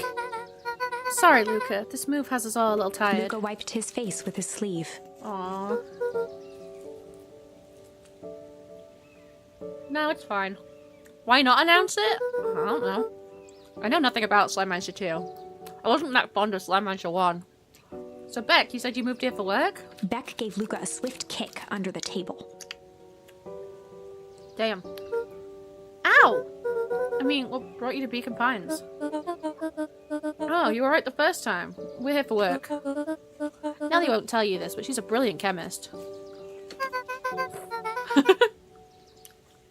I don't know about brilliant, but I do love it. She's brilliant. Chat, when the happy lesbians are happy. Goals. Perennial Harvest just made her the newest lead researcher of deep engineering. She makes it sound more impressive than it is. I'm just happy that I get to make a difference in the world. Aww. Perennial Harvest is at the forefront of evolving agriculture. And something more useful than sprinkling water and excrement on the ground. Luca glanced over to Beck. She seemed to be holding her breath. What Nellie means, Luca, is that there are different ways to grow plants.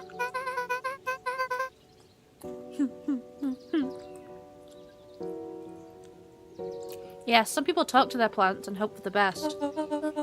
And some people happily leave their job to allow a loved one to pursue their dream. Why do you sound so salty about that? You swore you didn't! Slammed her fist into the table. Aw. Perhaps harder than she intended. Hey, Luca! How about some dessert? I actually have to meet my friend Rollo soon. This is awkward. Luca glanced outside to gauge the time. The sky was darker than he expected, filled with ominous clouds. Yeah, like, damn, they were about to start fucking going at it, weren't they? Right in front of us.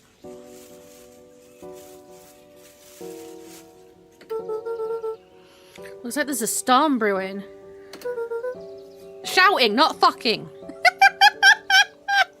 I should get going. Oh, I didn't think there was any rain in the almanac.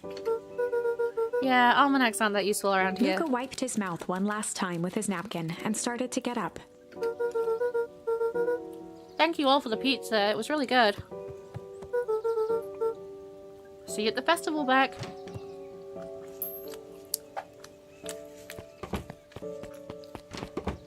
Oh, I knew she decided on something with that coin. Wait up! I'll work you home. She flips coins to decide things. Luca turned around. He knew Rollo could be prickly around new people.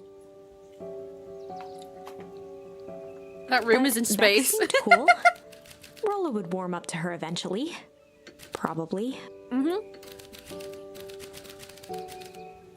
Luca began to respond, but the sky answered for him as the clouds above began to... Ooh, chat. So, to restate how this game works, the options that we find different options around the world. And whatever we find, occasionally we can use them to change the story. So, we can use either of these two options to change how the story goes. Do we want the clouds to rumble, or do we want them to part and it become normal sky?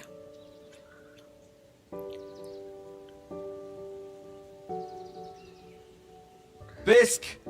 Yo! Bisque! Mama Morning, thank you so much for the fucking raid! Thank you so much for the raid! Welcome in, Raiders. I'm Bisque, your ordinary demon therapist betrayed by a magical biscuit.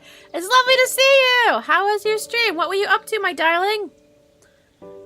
Hi! Let's make the Raiders decide. Okay, guys, Raiders.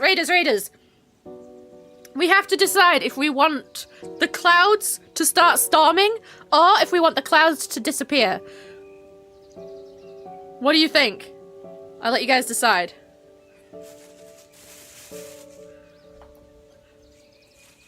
What? Storm? And say hi to my Thoop. Yeah, we love the Thoop. How is it? What were you doing today, my love? Okay, we want them to rumble. Luca began to respond, but the sky answered for him as the clouds above began to rumble with ominous thunder.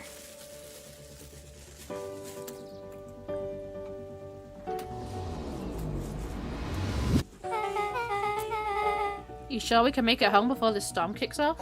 Luca surveyed the roiling clouds. I'd say the odds are good. Maybe we should stay here and I'll just make a break for it. At that moment, the heavens opened up, unleashing torrential rain. It's pissing it down! Care to recalculate those odds? Damn. Wait, does this mean that we don't get to meet... We don't get to go and see Rollo? Look, Nelly will keep trying to reach your gran on the phone. Uh-oh. In the meantime, you two hold tight. Uh-oh, now we don't get to go see Rollo. Sorry, not much to do up here. Most of my stuff is still in the boxes. Mind if I poke around? Be my guest. Awkward! Oh. How do I move? Oh.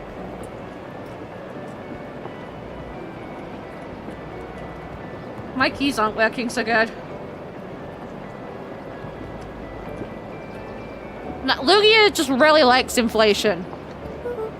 Oh, wow. Rollo and I have a radio just like this at the treehouse. Probably not exactly like this one. My mum and I tore the whole thing down to the bolts. Fitted it with some state-of-the-art vacuum tubes. Why? Seems pretty awesome. She gets carried away sometimes. Which one? I think she feels guilty for working too much. Oh.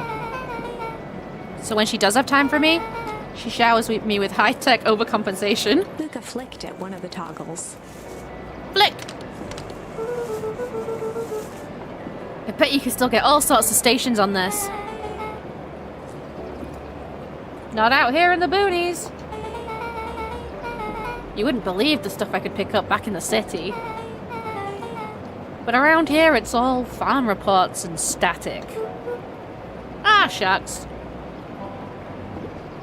Luca bent down to examine the bouquet of wilting flowers. Judging by the odor, they were well past their prime. Ah! Ooh, we got Opened the Stinky! attached card. Happy trails from Coach Walker and all the Fairview condors. Boy, you weren't kidding about poking around, huh? Oh, sorry, was this from your old school? The most recent one, yeah. Some schools gave me going away cards. Some did flowers. When they're really trying to feel good about themselves, they do both. So you've moved a lot. Yeah, that's the thing with having a brilliant parent. There's always a better job somewhere else. Damn, that sucks. These flowers would last longer if you put them in some water. That's the sort of thing I would do if I cared. Well, you cared enough to keep them. That's all. We love Thoop. The Thoop is my soul. Luca squinted into the eye hole of the microscope. Microscopic hole! This looks wild. What is it? You don't know! Gum? Gum? Luca adjusted the slide with his fingers to get a better look. I'm tracking the structural integrity of gum with increased amounts of chewing. Chewed on that one for 47 days? Luca wiped his hand off on his sweater and gave a nervous laugh. It's weird, I know. Beck looked down, timidly tapping the ladder with her feet. Aw, you think it's weird, don't you? Oh well, but weird can be cool. Luca, can I ask you something? Of course. Fucking hell. Dang, didn't that hurt? I'll be honest. That hurt more than I expected. Well, at least you look cool doing it. Beck took a moment to watch the rivulets of water running down the window. Do you ever feel alone? Duh! Like, even when people are around? Well, Rollo can be pretty absent-minded sometimes. I'm serious. Does it ever feel like your family doesn't care what you want? Brother, I just told you I don't have a fucking family. Were you not nosying? It didn't used to feel that way. I know Gran loves me, but sometimes when she looks at me, it's like she's looking at a problem. Luca took a deep breath, exhaling slowly. I know the feeling. How do you deal with that? I guess I haven't yet. But one thing my dad told me when I was little, don't hold a grudge, especially against yourself. Oh, that's an interesting... I like that. That's a nice saying. So I'm trying to get my meds bag open. So then, what do you do when you don't know what to do? Dad never got to that part. Great, thanks, brother. Something I figured out on my own, though. You gotta do something. Anything. Here. That's fucking easy! What are you doing? I don't know. Something. We're gonna register our complaints with the storm. Listen here, you miserable universe. Stop jerking me around. Just jerk me off instead. I just want things to go back to the way they were. Everyone tells me it's gonna be alright. Things are gonna change. Luca let out a feral scream that echoed into the night.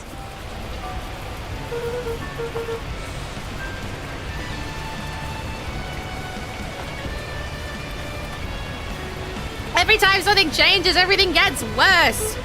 Screw this town. Whoa. Let me try. Million fucks!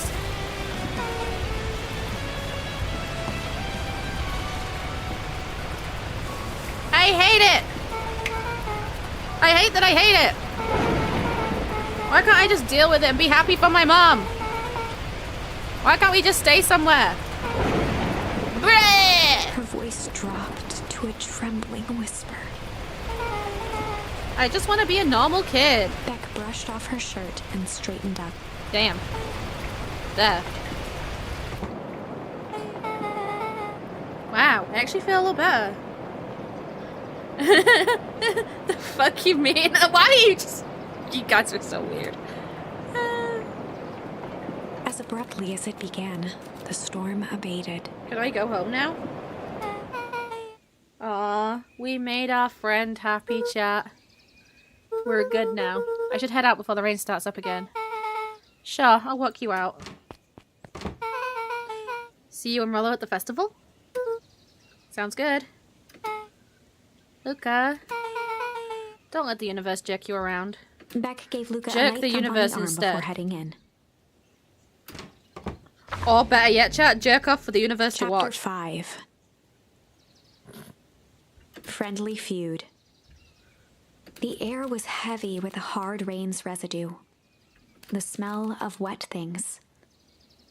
Despite his dreary surroundings, Luca felt at peace. Oh my god. He'd never shared those details about his dad with anyone. Not even Rollo. But it's not like this changed anything. Rollo was still his best friend. Adding Beck to the group would help balance things out. Everything's better in threes. Are you saying you're wet?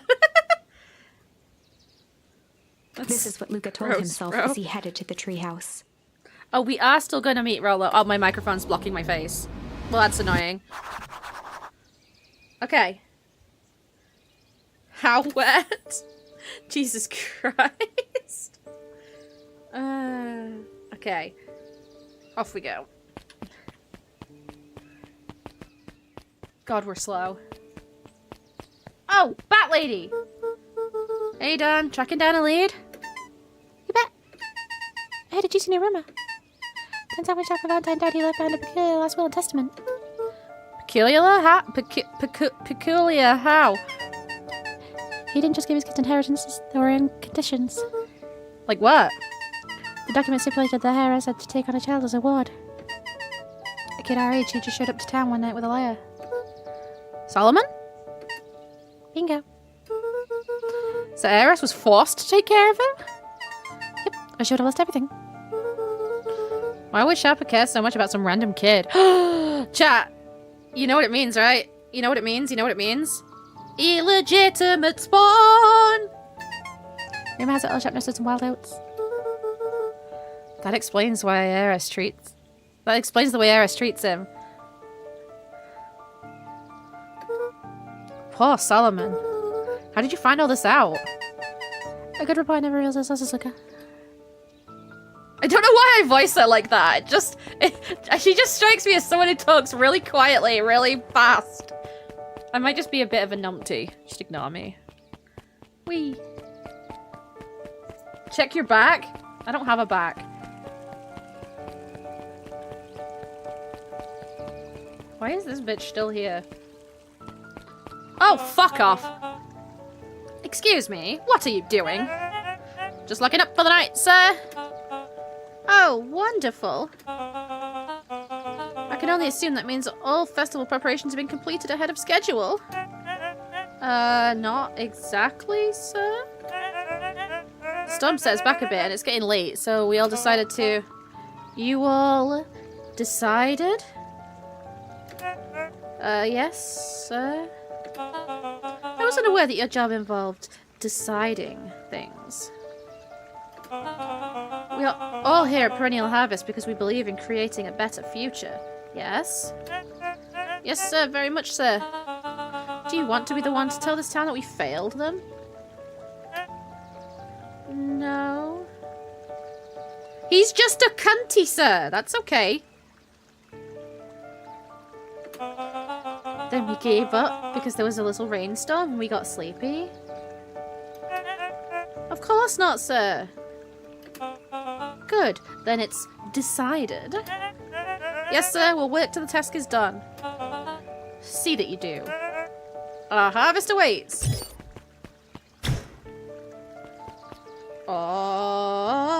Awkward. That was awkward. That was awkward. That was awkward. I better not dilly-dally. Oh, I forgot where the fucking treehouse is. He's a female croissant and a male Samsung microwave. Shut up. Hello, he's still up there? Oh. Crunty. I'm sorry, Rollo isn't accepting visitors at the moment.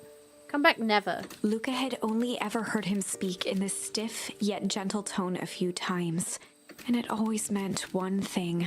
Oh. You're upset. Oh, what makes you say that? Maybe because my best friend abandoned me for no reason? I didn't abandon you. Just a little late. Rollo scoffed. The rain helped me out. Liar! You weren't even home.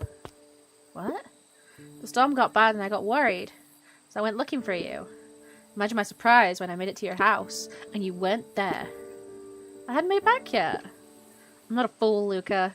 It doesn't take all day to deliver some jam. No, The storm rolled in out of nowhere and I got stuck after dinner at Beck's Luca house. stumbled on his words, knowing he'd said too much. Damn. Beck? Dinner? What the heck is a Beck? What the heck is a Beck? That's beautiful. Don't know why I find that really funny. She's a new kid in town. She's actually kind of cool. You'd like her. She needed help convincing her parents that she'd made new friends. Yeah, that's how we got roped into this. She literally just came up to us and was like, yeet. New friends? I spent all day waiting for you, and you were off making new friends? It's not like that, Rollo. You know, while I was waiting, I made some upgrades to mission control. It was gonna be a surprise. But you took so long, the storm knocked it all down. Just like you knocked down our friendship. What does that even mean? Luca became instinctively angry in response. Good idea. Both boys were now shouting across the distance. Damn. It means you're a bad friend. You don't care about me. Of course I care, you ass. I knew I'd get in trouble waiting so late for you. But I kept my word. 'Cause that's what friends do. Oh, wow, what a noble sacrifice you made. Easy for you to say. Your gran doesn't even care. You can stay out as long as you want. And you won't even get in trouble. Seriously? You're acting like I chose this? If that's what you think, then fuck yourself. Rollo's tone changed to a calm, yet more intense anger. Oh. Maybe Pa is right. Storms bring more than water. What the fuck does that mean? This one brought out the real Luca. Stop quoting your pa's nonsense like it means anything. Yeah, well, at least my pa is still around. Oh, you piece of fucking the words shit! hung in the cold night air. Stab him right now. Rollo's stomach dropped, knowing he'd crossed a line. Yeah, you think? But it was too late. Luca, good night, Rollo. Die. Dang it. Well, what a fuck up. Wise words from a wise man. What, goodbye? Or a rainstorm bring the waters? What? Bedtime. Can I go to bed, please? No? Hello? Luca dug through his old stuff, not even sure what he was looking for. Stuff. Bollocks! Nope, just regular balls. Yona, how long have you been here? What a jerk!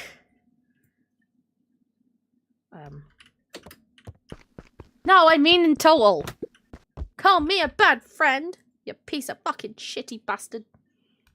I'm gonna kick it this way. Ooh, I'm Rolo. Can you do the exclamation look nosy thing? Look at me and my amazing family. Kick it out the door. Oof.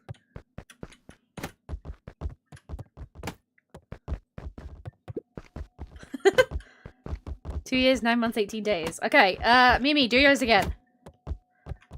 Stop exclamation looking, it doesn't do anything. I wondered if I kept kicking the ball would I get one of those achievements. Oh! Slightly less time than, Yona. Sad. I thought you'd been an OG than Yona. Luca looking for his bisque body pillow. Available now. Haha. And yeah, if you'd rather spend your money making your Bicky very, very happy, then you can buy her a little present by going to exclamation throne. And you can send me chocolate or Ojama figurines or my own body pillow, which is kind of funny. Okay, I think I've done this enough and it's not going to do anything. I guess I'm just never supposed to make new friends. Oh, no. He's sad. Flop. Jesus, that was a fucking flop and a half. Luca. Gran cooed gently from the hallway. Oh, piss off, woman. You slept straight through breakfast. Luca, are you alright? Ooh, news. Let's go. I love news. I'm fine. I just don't feel like getting up yet. Okay, I'll leave this oatmeal by the door. What fucking door? There's no door. It's just a fucking hallway. Gotta run out and take care of some things. Okay. I'll be back to check in later. Sure. Luca just wanted to be alone. He waited to hear the sound of the front door closing. Ka-chlunk. There you go. And then he shat up, right? Flump.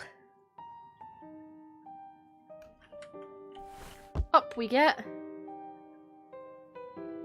Mim's gonna sleep. Okay, have a very good EPDPs.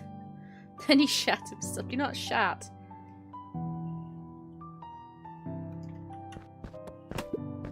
But Rollo's still gonna go to the festival. Oh, is this festival day, I wonder? Oh yeah, I keep forgetting I have to space. I keep waiting for the bars to go. It's gonna be miserable. Maybe, what if I want you to buy it? Bye! See you soon, hopefully! Luca dozed off again. Oh, I didn't know I could get back on the bed. Luca! I see you didn't eat your oatmeal. Wasn't hungry. Well, just in case you get hungry, I'll leave a sandwich here too. Thanks. Rollo came by. What did he say? He wanted to talk to you. What did you say? I told him you weren't feeling well. Good. So, your plan is just sit in your room all day? Pretty much. Well, I need to pop away again for a minute. Hi, Carter. How you doing, darling? You decide to end your pity party and go outside? I think it'd do you some good. Noted. Lucas still couldn't bring himself to go out. Besides, if he ran into Rollo, he'd have to actually confront the situation. True. Okay, chat. There's never anything interesting at the festival anyway. Oh, can I kick the ball up there? No, what if should I try going outside or should I go back on the bed? How the fuck do you aim this fucking ball? God, it's really not hard to... It's not easy to kick it where you want it to go. Come on, you'd think you'd have some sort of auto-aim. There you go. The Adventures of Hank Atomic. The complete first volume. Luca carefully opened the cover and began to read. Just like IRL Rollo balls. had received it for his birthday. A special hardcover edition with behind-the-scenes commentary and bonus art. Rollo cherished it, but asked that Luca keep it at his house. Luca wasn't sure if it was because Rollo didn't trust himself with it, didn't trust his sister around it, or just wanted an excuse to come hang out at Luca's more often. Aww, baby. Whatever the reason, Luca didn't mind. But it had stayed right there where Rollo had stashed it ever since. Now, at the foot of his bed, Luca lost himself in the pages. He'd read it all before, but at this moment, it somehow felt sentimental. Aww. He was well into issue number 5 when he heard soft footsteps from the hallway. Luca, another little friend came to see you. A girl named Beck. It's Beck! Hi, Dark Boy. How you doing, you stinky moom? I won't cry, don't worry. Said you met yesterday? What did she say? Is she here? She was just dropping by. I told her you weren't taking visitors today. Oh. She seems nice. Yeah, she's lovely. You had a fight with Rollo, didn't you? Can I come in? Well, there's no fucking door, and you're sleeping here, so you might as well have to. Alright, then. I'll leave dinner on the kitchen table. She's trying! In case you want a bite before bedtime. Without realizing it, Luca had pouted away the entire afternoon. Damn. He once again felt the weight of it all and allowed his weary eyes to close. Luca stood in a vast black expanse. He looked up at his father standing beside him. Aww. Walt was working a straw at the bottom of a fountain glass, trying to collect the last bits of milkshake. Dad, where are we? Taking a final loud gurgling sip, his father peered up from the glass. He jangled the straw playfully with a warm smile, then lifted the empty glass as if to point into the darkness. The source. Luca's eyes followed his father's gesture. In an instant, he was sitting in front of a blazing campfire. Across from him sat a large figure in a yellow hazmat suit. Oh, fuck. The figure's voice was a scratchy echo. Well, if it isn't the man of the hour, What is happening? make yourself comfortable. Luca held his shivering hands over the flame to warm himself. It doesn't work that way here. Their yellow-gloved hand pointed to the base of the flame. Okay. It's a cold flame, see? Luca peered at the base of the fire. It wasn't wood that was burning. It was Beacon Pines itself. Tiny fuck? buildings, freezing and crumbling as they were consumed by flame. Oh, God. Luca could see small shadows moving in the burning city. People. What is Luca happening? leapt to his feet. We've got to help them! The figure gave a dismissive wave of their hand. Why waste energy helping people who can't even help themselves? Because that's the whole figure point bent of helping down to people? examine the panicked crowd as they desperately tried to stop the flames. Oh my God, 20 streak? Let's fucking They go. only care about what's right in front of them. Not like us. Luca's fuck is voice us? was a trembling whisper. Us? The figure slowly stood up, grabbing its helmet with both hands. With a jolt and a twist, the suit emitted a gasp. A cloud of torpid mist escaped, slowly revealing the face within. Luca's own face looked back at him. Older, worn, distant. Oh. The sensation was oddly familiar, Huh? as if he'd caught his own reflection by surprise in the mirror. The doppelganger smiled. I tried to help once. He gestured towards his face, and all it got me was this. Luca staggered back. You aren't me. Luca felt a hand catch his shoulder. His father was there again, beside him. Every choice sets us on a path. What is happening? This is the end of one of your paths, son. Luca watched his older self shake its head ruefully, its face twisting into a cruel grin. Welp, Dad. If you wanted him to see this, far be it from me to disappoint. Luca watched in shock as the figure took a confident step forward and plunged into the flames. In a flash of cold light, he was gone. What is happening? What does all of this mean? Luca felt a reassuring squeeze on his shoulder. That's not Just fucking remember, helpful. Why we choose matters just as much as what we choose. Okay. Luca woke up to see a hazy figure at the foot of his bed, silhouetted in the morning sun. Pappy! Oh. Grandma, I guess. No, dear. It's only Gran. Luca rubbed his eyes. The kind, concerned face of his gran came into focus. How are you feeling? Fine. Anything you want to talk about? I don't feel like talking. That's just as well. How about you sit there and listen a bit? Whatever you and Rollo thought about doesn't matter. But Gran silenced Luca with a gentle pat on the leg. fights between friends happen. What was said doesn't matter. The important thing is that it's not the last thing you ever say to each other. But he said stuff about Dad. Well, do you think he meant it? No. He was just mad. And did you mean any of the things you said to him? No. Good. One must appreciate friends in their best moments and tolerate them in their worst. Exactly. Accepting. Ah, that's a good message. Now get your little butt out of bed. Festival's today. You don't want to miss that, do you? I guess not. Seems like a good opportunity to make amends with Rollo, doesn't it? Luca gave a reluctant nod. Sweet, we're gonna make up. So buy him a corn dog and apologize. But he's the one that... What did I just say? Buy him a corn dog. That's a good boy. Are you gonna give me the money for it? Everything's better with corn dogs. I need to get going now. Got some last minute festival business to take care of. I'll come find you at the fountain a little after lunch. Alright. I love you, Luca. Love you too. She does care about us, although I'd really like the money. Okay. Chapter 6. Ooh. Through thick and thin. I'm the thick one. Despite Luca's bitterness, Gran was right. He needed to hash things out with Rollo.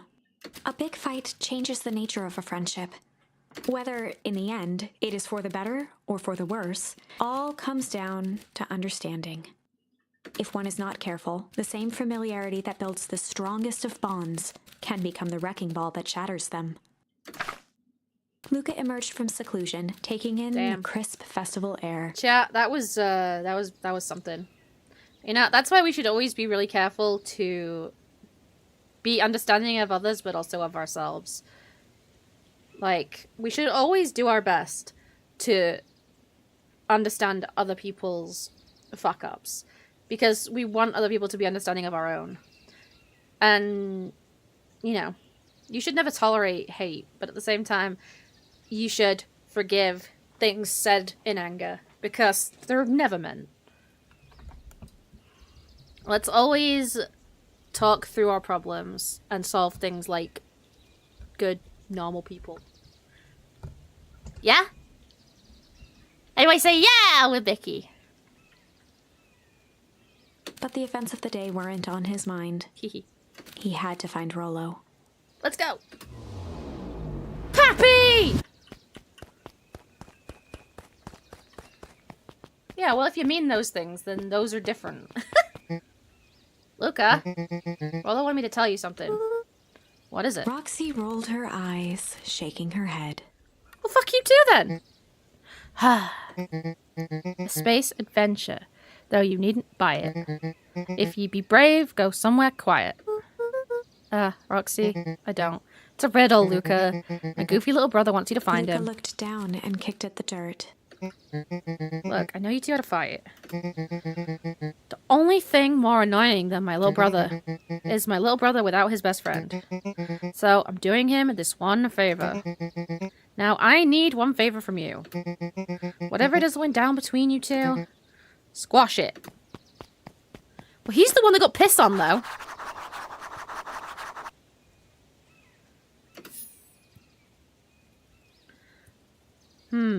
A space adventure that you don't need to buy would be the book that I had in my room.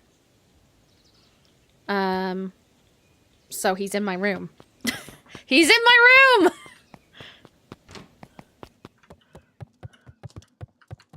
Rollo! I walked into a vase. Oh. Never mind, he's not in my room. Oh, the library! The library! That makes more sense. I'm back to my own house. I might be silly, chat. Whoops. Okay, fuck all these people. Why do you have a paintbrush? Every single time. Yep. Oh, it's not a paintbrush, it's a firework. Wait for it. Unexplained sound once again noted. Like clockwork. What a bunch of drones. Haha. No, I think Rollo's at the library, so he wouldn't have been watching me. Thank fuck, because he would have watched me make an ass of myself. Okay, I think the library was down here, correct? No. Oh, it was this way. I remember. Oh! Here. The library. Somewhere quiet. Ba-da-da-da. Where's my little bastard? Hey, Luca. Kato's eyes lit with excitement. Aw. I've been expecting you. Bravo, deciphering the first riddle. That's more than one. Ugh. The first. Oh, you didn't think that was all, did you? Rollo does go all out, doesn't he? I bet he's at the treehouse. And cleared his throat as if preparing to sing. He's at the fucking treehouse, isn't he? Ahem. On planet Barpol, you may take issue. When the fifth king dies, you'll need a tissue. What the fuck? Kato stared at Luca eagerly. Get it? No? Want me to tell you? No, it's okay. Let me figure it out. I don't know if we have a graveyard. When you find it, bring it here to be verified. And if you decide you want a hint, the offer still stands.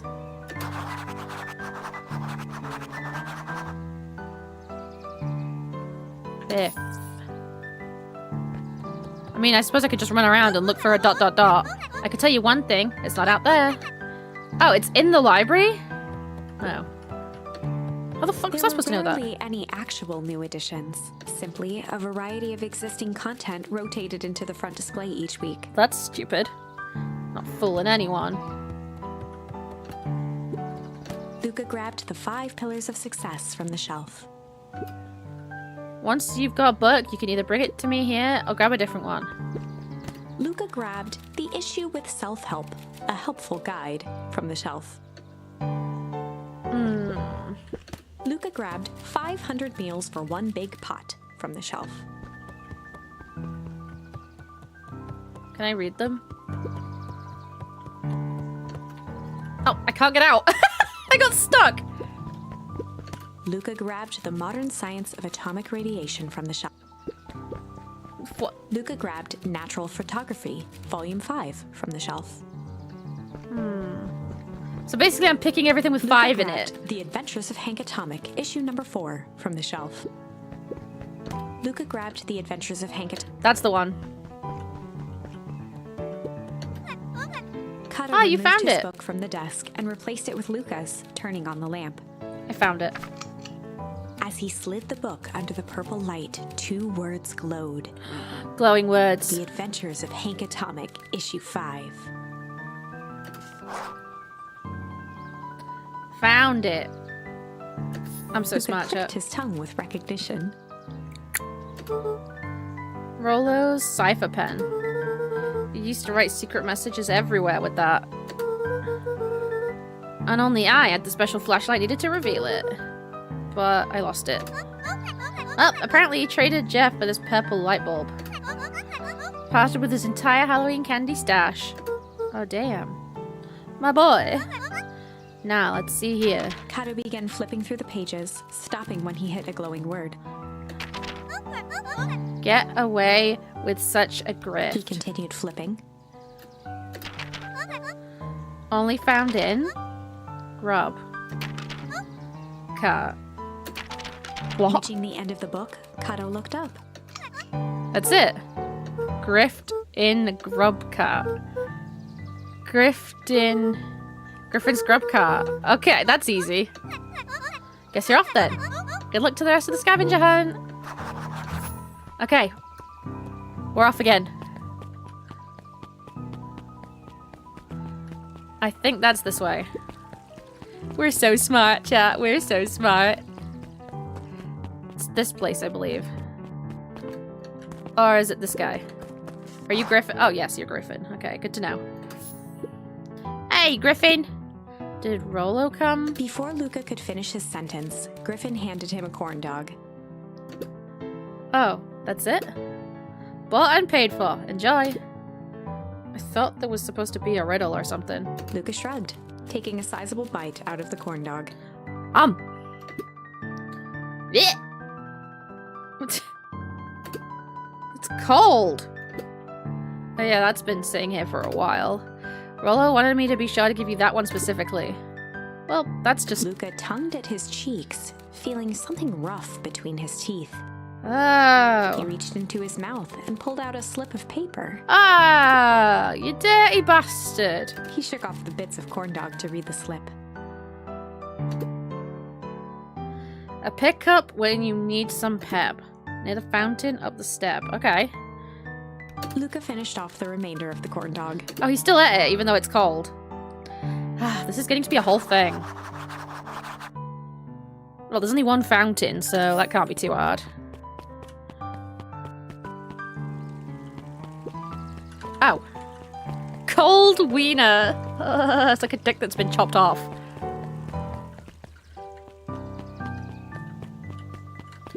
Hello? Can I find my boy already? There you are, Luca! There's no way I'm actually doing this. It's way below my pay grade. Oh, come on, you big stiff dick. Let the kids have some fun. Fine. But Rollo owes me. Lumi waved his hands around sarcastically as he began. Oh yeah. What takes flight but has no wings? Your final task a friendship brings. See, that wasn't so hard. I'm so glad that that wasn't a dick. Ugh, I feel cheapened somehow. I think it's sweet. Let me guess, it's a rocket, and so I should go to... what the fuck is it called? Command control or whatever. Oh, it's balloons! Hey! Hey! Bisque. Yo! Cheeble Deeble! My wifey! Hi, baby! Welcome in, Raiders! I'm Bisque, your ordinary demon therapist mutated by a magical biscuit! That would be me! Hi, guys! How are you doing? How was your stream, my darling wifey? Woofle woofle woofly doopa doopa boopa boo. How was your stream? What were you up to? How are you doing, my beautiful lady? La la la la la la la la la. How are you doing? How are you doing? Hee hee. Mwah. Lubbers, wifey. Raid! Chat. Give the raiders a mouth to mouth. Like, like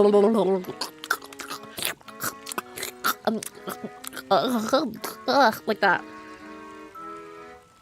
Oh, end of Silk Song?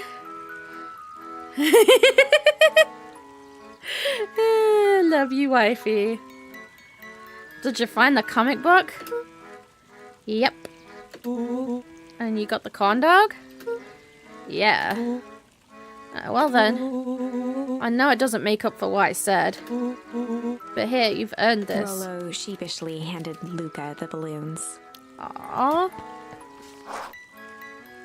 He's my buddy. Light. Thanks. You didn't have to go to all this trouble. I'm sorry I got so mad. Dang it, you were supposed to let me apologize first. Aw. Oh, sorry. I'm apologizing again. Now you've apologized twice before me. Just let me do this. Look, I'm really sorry. With everything that's happened with your mom and all, I've always wanted to be there for you. Be a good friend, you know? When you said you were hanging out with someone else, I kind of freaked out. Aw, whoa. Still my turn! I feel like if you needed some new friend to help you, it meant I wasn't good enough. No, I was helping somebody else, you daft twat. But that was selfish and wrong. I was wrong. I'm so sorry, Luca. Can I just lick him? He's a baby. Okay, apology over. Oh, I was just like silently waiting for my turn like a good boy. Hafa, thank you so much for the rocks. Mwah.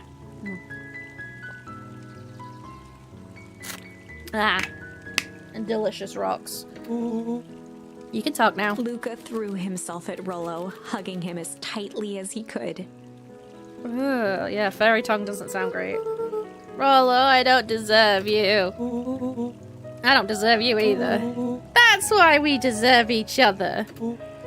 So, what else do you want to do today? We could snoop around and try and find some info about your mom. Snoop where? We could probably sneak into Perennial Harvest HQ while everyone's at the festival. Are you curious about all the stuff clipboards write down? What if we get caught? I think I've had enough excitement for 1 week. Hi, Huffa. How you doing, my love? Let's make the rest of the day just about us. Really? Yeah, the rest of the world can wait 1 more day. You know, I have been wanting to get some work done on the MCDC at Mission Control. The aim is a bit unpredictable. That sounds perfect. We're gonna go to the treehouse and hang out. Look at the fucking balloons going for it! Why are they bouncing so hard? Bum, bum, bum, bum, bum, bum, bum. Who put the fucking balloons on elastic?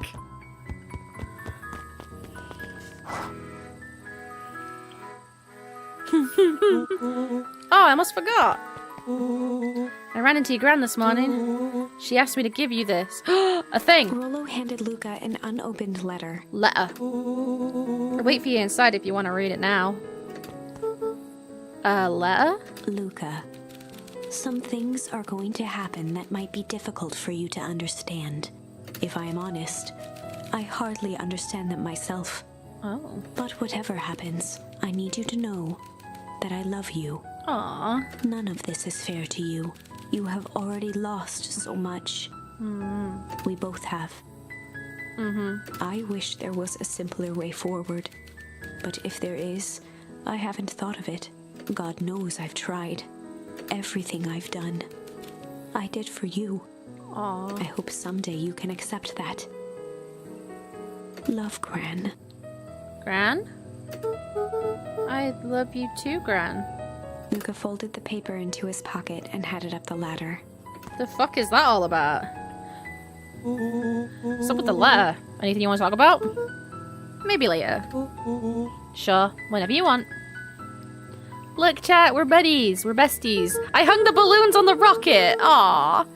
You know, you really didn't have to go to all that trouble just to apologize. I know, but we've been looking forward to the festival for weeks. And after I ruined everything with my big mouth, this was the best way to make sure you still had a good time without me. Aww. My boy. Rolla. Luca was at a loss for words. Grand development? Yeah, considering the fact that he was like, she don't even like you, like 20 minutes ago. But that was fine. Words aren't always necessary. The festival seemed nice. Was it nice? I don't fucking know. Is someone gonna die? Honestly, I have no idea, because earlier on, I got yiked up by some guy in a suit and died. We got assaulted by a bunch of guys with clipboards and died. Like, this is gonna be our third ending. Also, hi, husband. How you doing? We can still go. Nah, this is fine. Well, there's always next year. Sadly, this was untrue. Oh. A distant rumble shook the treehouse. Huh? What was that? Oh man, we missed the fireworks. It was not fireworks. It was something the boys couldn't possibly comprehend. Something as old and cruel as time itself. Ooh, on vacation, nice.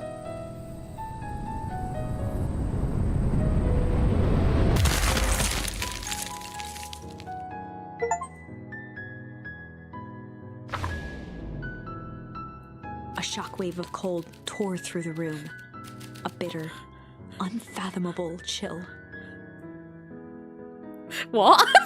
Before they could react, it encased them in ice. What? Two boys, reunited by friendship, only to be cruelly separated by a malevolence beyond I reason. don't fucking know, Clock. And so, our story ends on this melancholy scene. In a silent treehouse turned statuary, in a town brought low by its secrets, sits a pair of friends, alone, together, for the rest of time. The end. No, that can't be the ending. It simply can't. I won't accept it, and I hope you won't either. There are more endings. More possibilities. I can feel it. We are just going to have to sort through them all until we find the one that fits. Okay. Alright, so we've taken 2 paths so far. We didn't try to break here. That was the thing that set us on this path. We've tried everything here. Tried everything there. Everything here. Shall we... Okay, chat. Where do you want to go? Do you want to continue with the route that we had today? Where this split here chooses whether or not we go with Rollo to the factory, which influences whether or not he's disappeared. So if we pick the route on the left, we're going forward with Rollo as our sidekick. If we pick the route on the right, we're going forward with Beck as our sidekick. So I'll let you guys decide which route you want to take for the momentous. We have 1 potential alternate storyline there and 2 on this side. More Beck? Okay, let's start from here then.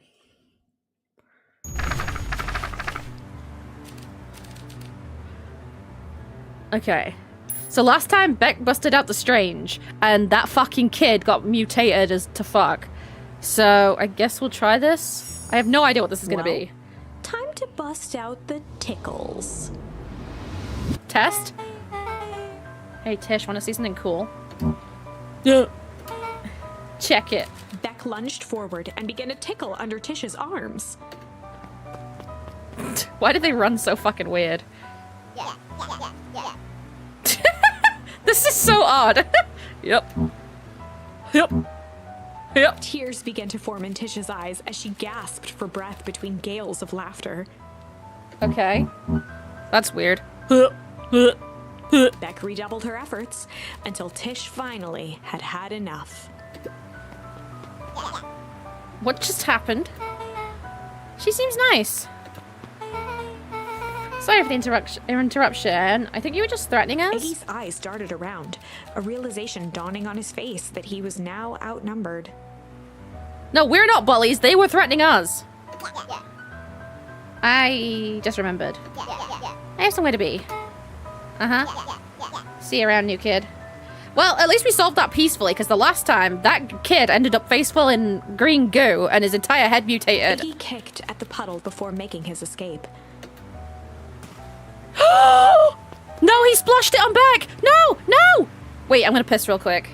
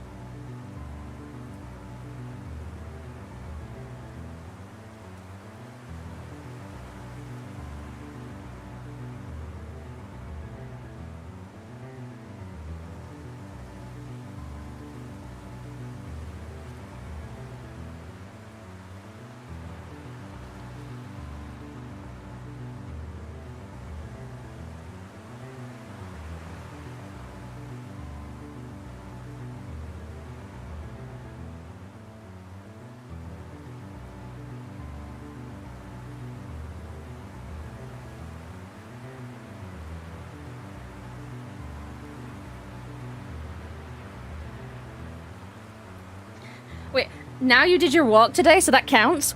What do you mean? Do you mean walking from my bedroom to the bathroom? Because if so, that's a really shite definition of a walk, bro. Whoa. What a little creep. Beck, I think you got a little ooze in your hair. Beck shook the ooze out of her hair as best as she could. Hi, Zibby. Oh, it's bad. Technically still a walk. I mean, I've done loads of walks like that today. I piss a lot. What the fuck has happened to her fucking, yeah. Depends. What are your feelings about having a more mature, refined look? Otherwise known as you've gone grey. Oh, well that's bad. Oh, God. Chapter 4. The best policy. Honesty. Luca paused for a moment, catching his breath. He'd only just met Beck, and somehow he already managed to drag her into this mess. Hopefully he could make it up to her. But finding Rollo was his primary concern. Oh yeah, I forgot my buddy was still missing. Okay, so now I go this way? Ooh. Property of Valentine Fertilizer Company. Looks old. Is this the shit that killed my dad? I can't go over there. Can I go over there? Logia, stop playing Crush Crush and focus on the fucking stream! I'm joking. Luca, what the hell are you doing out here? And why did a kid with grey hair just run past us in a panic? Because I feel like you just answered your own question. Roxy and Fitz looked drained. It was clear they'd spent all day searching. That's Beck. I don't care who she is. What happened? We were just helping look for Rollo. Luca, I need you to start telling me the truth. What's the fucking truth, you asswank? Roxy's temper could often be dismissed as the impatience of an older sibling. But this was the most intense Luca had ever seen her. Well, yeah, she's worried about her brother, eyes isn't she? were wild and unfocused, looking straight through Luca. We're running out of time. How the fuck do you In a know? torrent of rambled words and tears, Luca broke down. Aw. Rollo and I were just playing in Weep Wood yesterday. We were investigating lights at the old Valentine warehouse. But someone was there in a strange suit. And we hid in the dumpster and had a heavy bag dropped on us. And I think it was a body. So we ran, but we got split up. And I ran home. And it's all my fault. And now my best friend may never come back. Wow. Just, wow. Roxy, still exhausted and angry, softened briefly as her eyes hunted the ground in thought. Yeah, what the fuck do you actually do with With a that? determined sigh, she looked up at Luca. And now fucking what? It's not your fault, Luca. You're just kids being stupid. Rollo's gonna be okay, I promise. Roxy drew herself up. I'm gonna fix this. Luca. Go home. But I want to help. This is too dangerous for a kid. I can't just sit around. I have to do something. Roxy tried to think of the safest place to send Luca. Aww. You go back to that little treehouse you two like to play in. Wait there in case Rollo shows up. Sound like a plan? Luca wiped his cheeks and gave a quick nod. Aww. You did the right thing telling me the truth. Now scoot. You really believe his story? What other options do we have? Things have been strange around here leading up to the festival. My dad has been acting weird lately. Well, weirder than normal. Looking into the puddle, Roxy rubbed her arms to warm up. Why is it so cold out here? This place gives me a willy.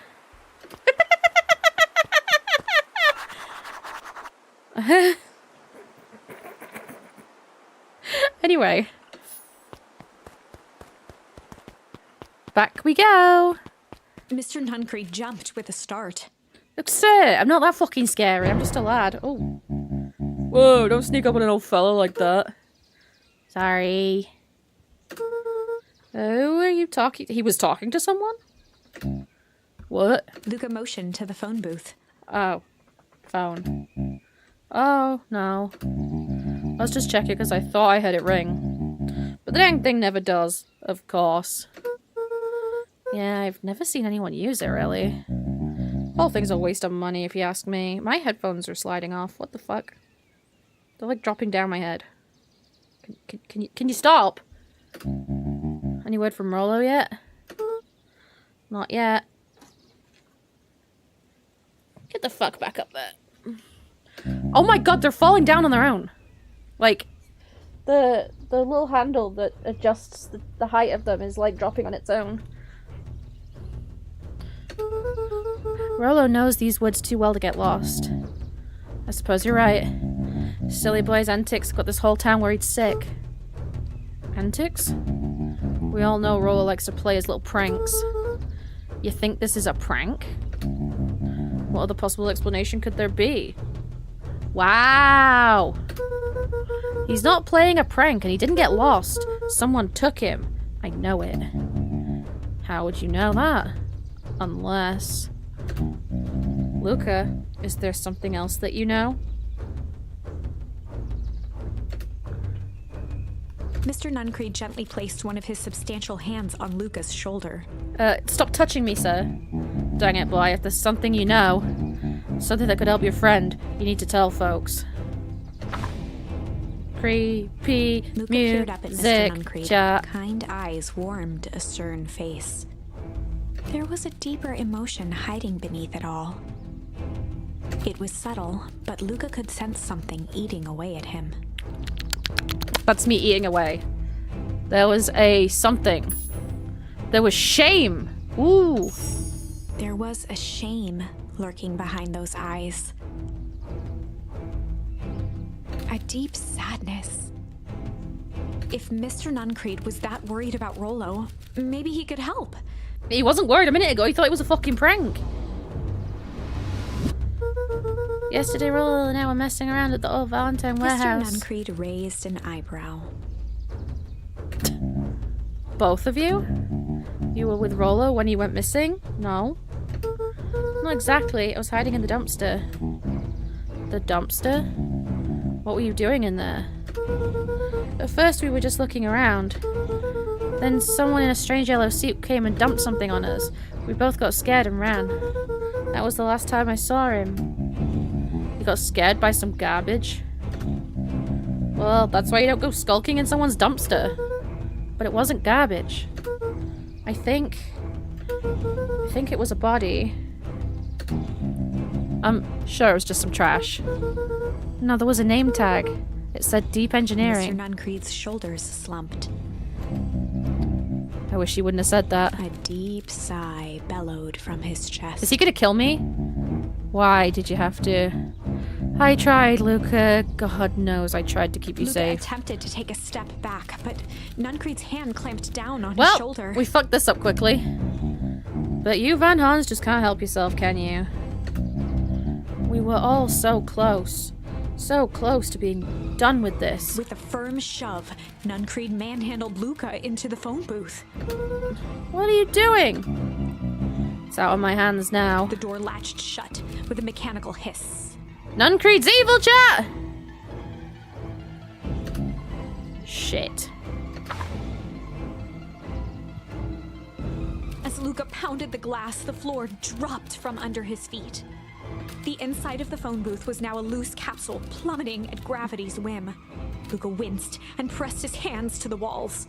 As he braced for impact, the capsule hurried to a surprisingly smooth stop. He felt a cold rush of air and opened his eyes with hesitance. Two What large figures is in happening? hazmat suits occluded his view. Luca heard the deep, resigned voice of Mr. Nuncreed over an intercom. He knows too much. The end. Wait. No. This isn't the end. I know there's still much more. Hi, Marky. Somehow this went wrong. Yeah, I noticed this went wrong. Let's try something else. Okay.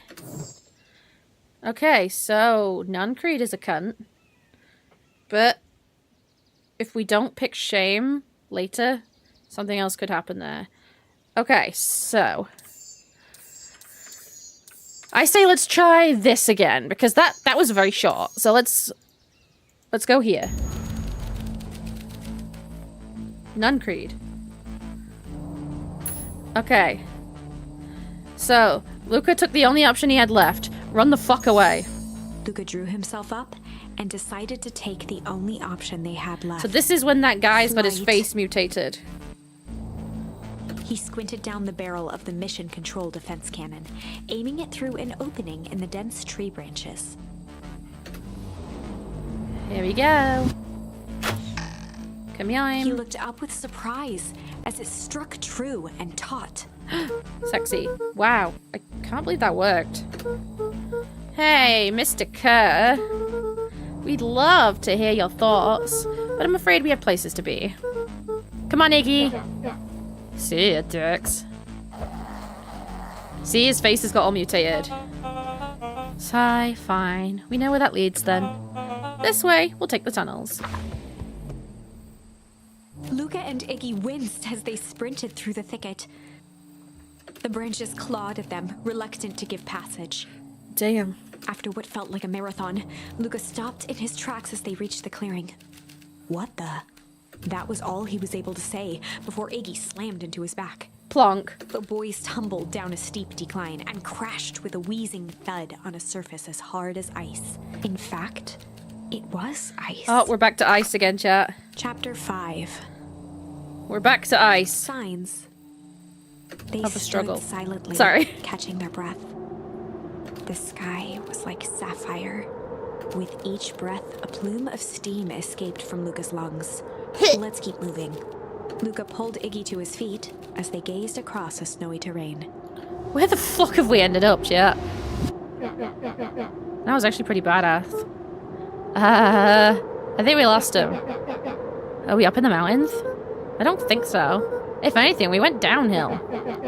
Then what's up with Winter Wonderland? All I know is there's no going back the way we came. Let's see if we can get our bearings. Follow me. Okay, this is creepy. A disc of smooth metal was lightly covered in snow. 2 faint seams were visible along the surface. Ooh, a manhole cover? If it is, I've never seen one like it. Can I pop it off? No. Okay, chat, can we go this way? We can go this way. Ah, can't! What's the readout? Wait, this is our town! I know this. So just above 258 Kelvin. That's a bit down from last time. Should we report this to Mr. Kerr? Still within safe ranges. Maybe spreading, but it's under control for now. Even a small nudge in their equilibrium could cause a cascade. Dude, relax. There's a few more sites to hit before we can punch out. Hey, they've got that green stuff on them. Let's get this over with.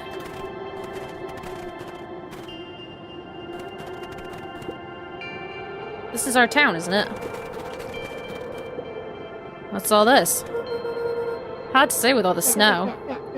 I think it's a town sign. I can almost make out the letters under there. What town could this even be? There couldn't be another town this deep into Wheat Woods. I'm looking at evidence to the contrary. Let's figure out what we're dealing with here. Step 1, snow's gotta go. I'll see what I can do. But how the fuck am I supposed to de-snow this fucking thing? Oh, you want me to hit it with snowballs. I knew it! It's the Beacon Pines sign. The boys stared in disbelief at the sign that now clearly read, "Welcome to Beacon Pines." Knew it! This doesn't make any sense. We're in Beacon Pines? How's that possible? We ran away from town. How did we get back here? I guess we got turned around? Where did all this snow come from? Well, it's been colder than normal lately. It wasn't snowing 5 seconds ago, you stupid bastard. There's a pretty big difference between sweater weather and this Arctic hellscape. The puddle we fought in before, it was cold too. Maybe all of it leads to one source. You think it's related? What the hell is going on? We're gonna get you some answers. Let's keep moving. Well, can I go back to my house? My house is up here. Or it usually is anyway. Luca, you there? Luca had almost forgotten the walkie-talkie he was carrying. Mello! Oh, it's that bozo Kerr. I hope nothing bad happened to you out in those woods. Oh, I hate this bastard. Why is he such a slimy? Luca looked at Iggy with hesitation. No need to be rude. With a resigned sigh, Luca responded. It seems like the only dangerous thing in these woods is you. He speaks! The young man of the hour! Ugh! Now, how in tarnation did you end up with one of our radios? Just lucky, I guess. Boy, howdy, you Van Horns are full of surprises, aren't you? You knew my parents? I never had the honor of meeting your father, but your mother sure was a handful. Luca Oh. winced, shoving the walkie-talkie back into his pocket. Did he kill my mom? We gotta keep moving. We gotta keep moving. Isn't this usually where the way to my dad's grave is? Doesn't look like we can get any further. Okay, well, back this way then.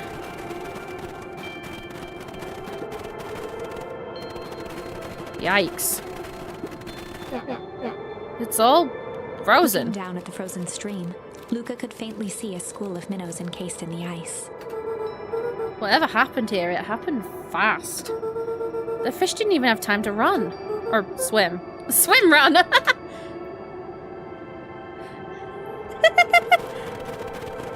Is there anything else here I could The interact? crunching of footsteps trailing Luca went hush.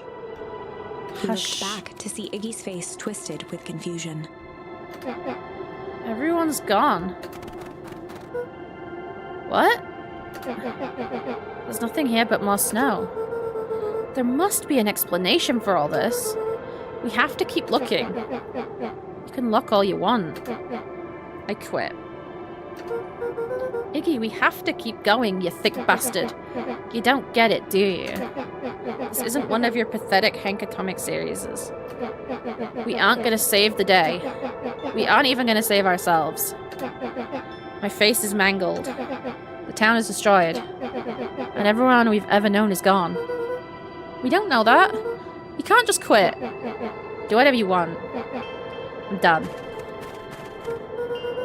Iggy, it's gonna be okay.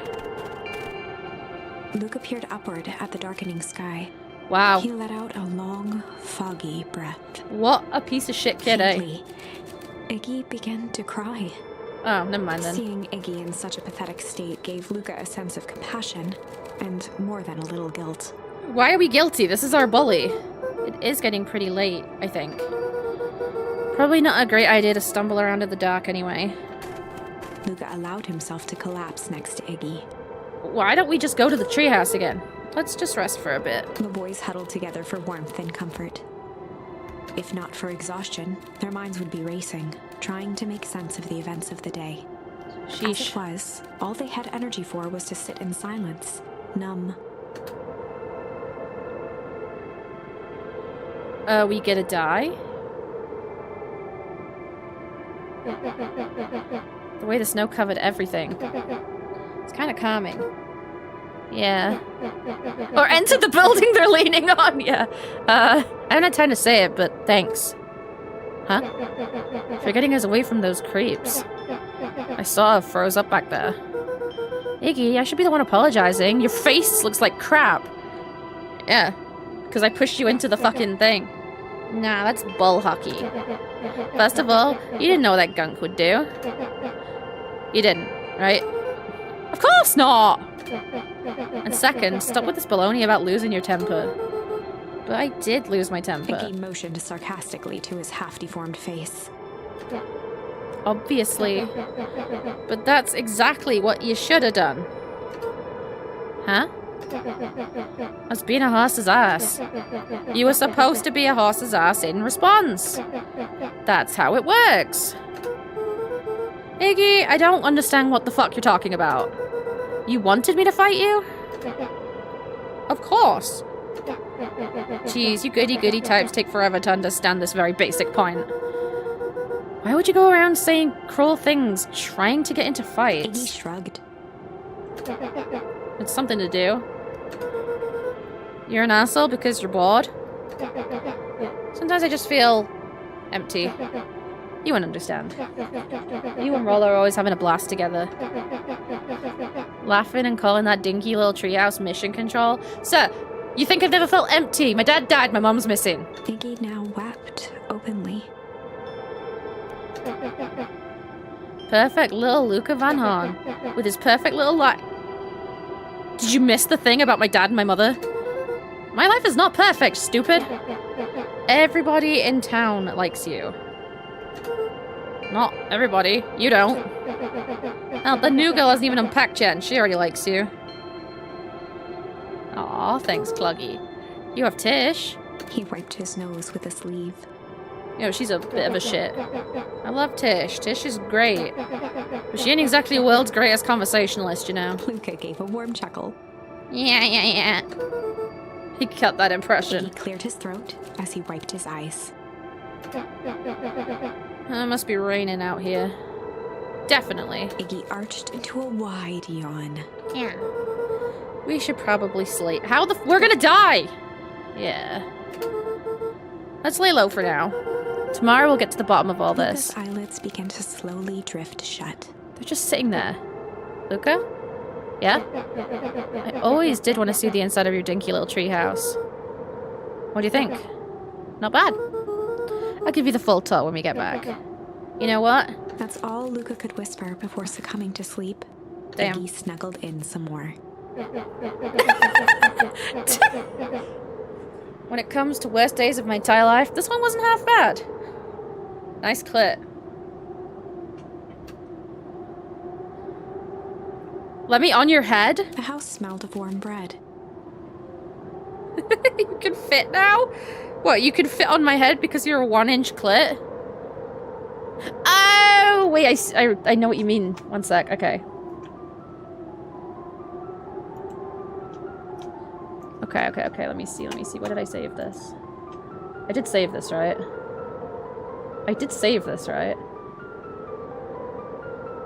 Bisk, you did save this, right? I don't know where the files are. I'm gonna use the regular clit, if that's okay.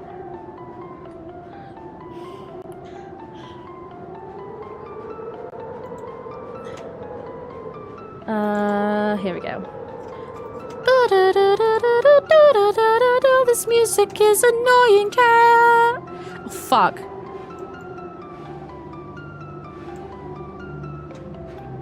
Happy? Cloggers! Luca was playing with toy blocks on the living room rug. Oh, blocks. He looked up to see his parents on the couch. Coachma. His mother held his father's head in her lap. She idly stroked his hair while humming a song. A voice behind Luca spoke. "This is how you remember them, huh?" Luca turned to see his own face. It's my own face again. The doppelganger from his dreams, still clad in a yellow hazmat suit, still carrying a look of disdain behind empty eyes. Oh wait, this dream hasn't forgotten the dreams we had before, even though we're on a different timeline. Look at this perfectly cozy scene. You know it wasn't really like this. Ooh. The figure picked up a toy block and inspected it. It's amazing the facades that one can build given the right materials. Not that I Facades. blame us. These are a child's memories, all warm and fuzzy. You don't remember, do you? Luca snatched the block from the figure's yellow-gloved hand. Remember what? Yeah, The remember what? doppelganger pointed to the couch. The last day we saw him alive. What the fuck is up with The father? day he chose to abandon us. Luca turned to look at his father, still lounging on the couch. That's not true. He didn't abandon us. The doppelganger waved his hand dismissively. What a bitch. Everything is true here. It's just a matter of what we choose to see. Okay. Let me show you. Yeah, I would very much like to see what the world fuck you're flickered yapping and about. pulsed. Luca was sitting next to his bed, listening to his heartbeat with one of his dad's stethoscopes. Father was a doctor? I thought he was a fisher. Or is that just a mini game we play with him? The doppelganger limped into the room. No, now. We both know that's not how this went. He grabbed Luca's hand and guided the stethoscope to the floor. Luca heard muffled shouting, brought close by the stethoscope. It was his parents, fighting. Oh.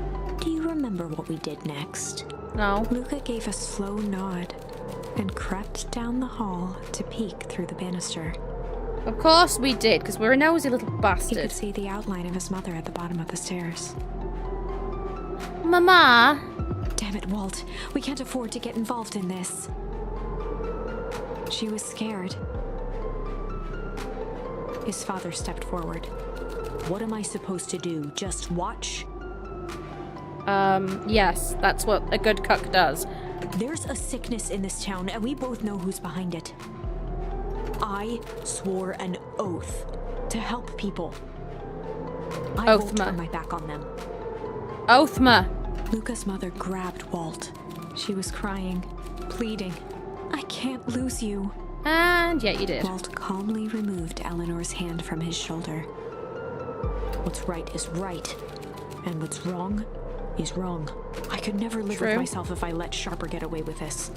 Ooh, Sharper. Eleanor raised her voice.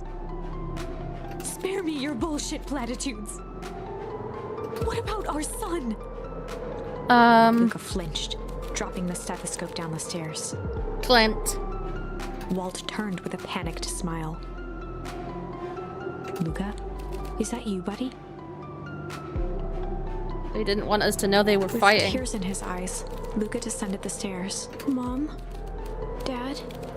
What's going on? Oh, Babby. Walt dropped to a knee to meet Luca eye to eye.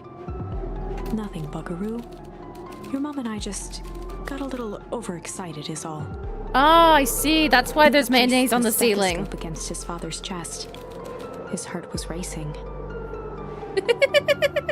It sounded like you were going somewhere. Walt gently removed the device from Luca's ears.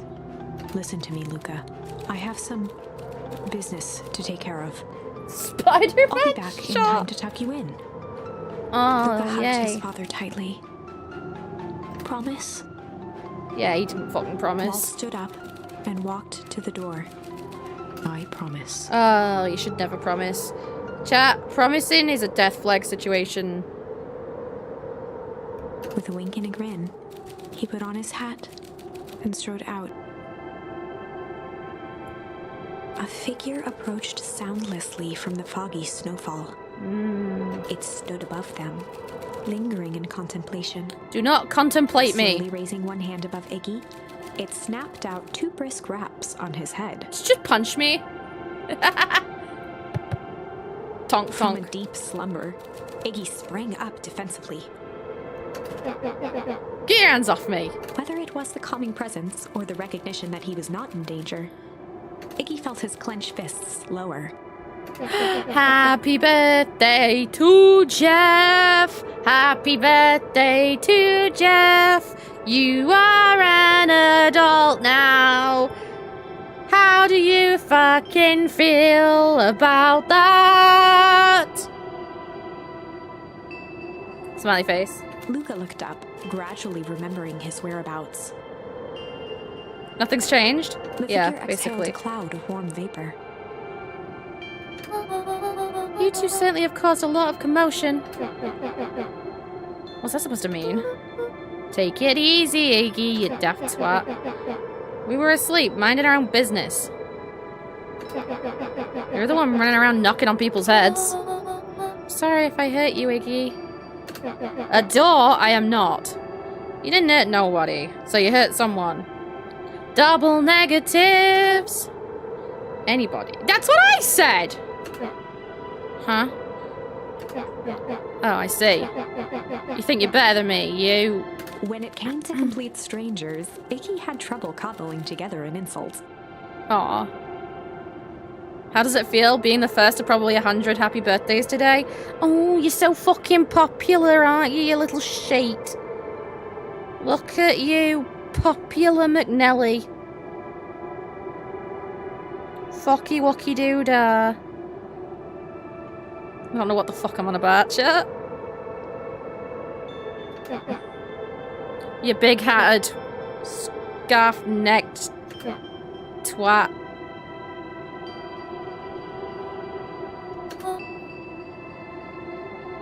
Oh, yeah, your college. Let's lower the temperatures a bit here. But as though it's already not fucking cold enough. Interesting choice of words. I mean, let's all just calm down. Yeah, I know what you meant. That was kind of mean. I mean, it was kind of true. Who are you? A friend. An observer. A twat.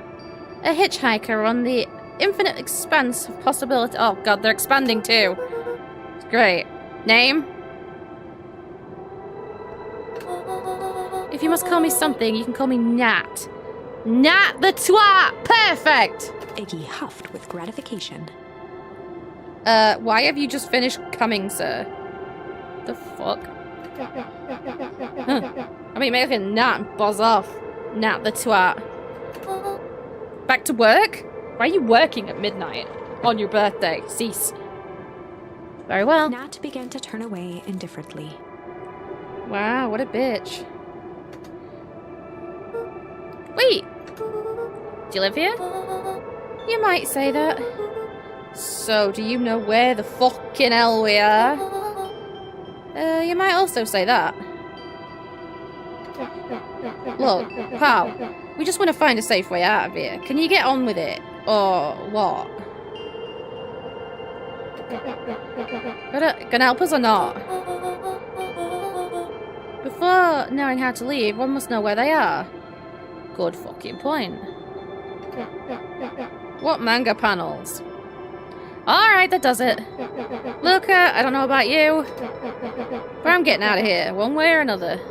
Iggy turned sharply and began to stomp off. Stomp, stomp, stomp, stomp, stomp, stomp. Bye. Enough with the riddles. Who the fuck are you, and how do you know Jean? Iggy, wait up! I'm coming with you, you Realizing fucking he'd asshole. worn their patience then, Nat relented. Oh, he gave up. Very well, I suppose this isn't the time for metaphors. I'll show you how to get back home. Luca and Iggy turned around with Wait, hope in what do their you eyes. do, Jeff? I'm just realizing I have no idea what you're talking about. What do you do?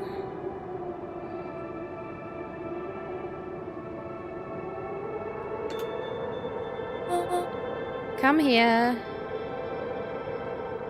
Come in. Nat took a deep breath in. Close your eyes. Nat exhaled slowly, then snapped his fingers. Clink. Okay, open For a them. brief moment, Luca and Iggy let themselves believe that some great magic was about to unfold. Until they opened their eyes and found themselves in the exact same place. Ah, Cold and disheartened. what the fuck was that all about? This is your home. This is Beacon Pines. Look now, we don't know how we got here, but you're being a tosser. Maybe we stumbled through some time travel gate in Wheat Woods. Or we teleported to some alternate universe, but this place is a shithole. Or this is also just cruel experiment by Kerr and his goons. But this is not our home. You're inching closer to the truth. Alas, the reality is much less fanciful. Just give it to us straight. So be it. As I said, this is Beacon Pines. The original, true Beacon Pines. What the hell does that mean?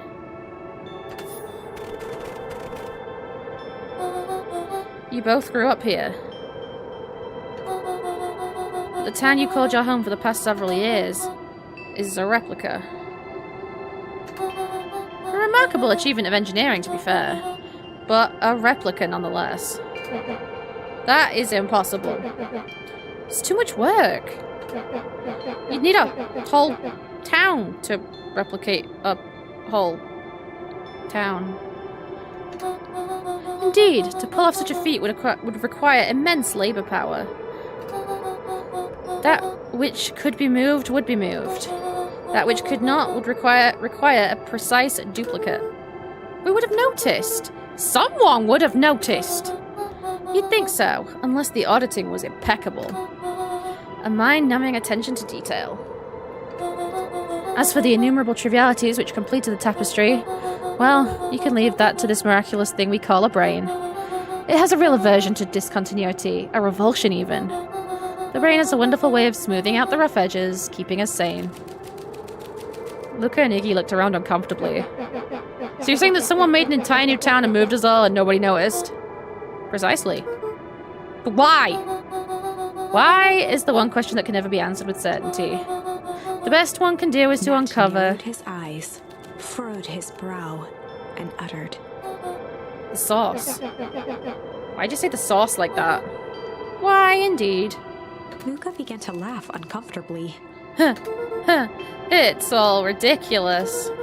There's no way they could... He looked down at his feet. Futzes. His eyes darted back and forth in contemplation. With a sudden pain, a thought struck him. If this really is home... He sprinted off into the pale distance. Oh, bye, I guess. As Iggy turned to follow, Nat called out. Hello? Iggy? It's not too late to turn back. Simply head west through Wheat Wood.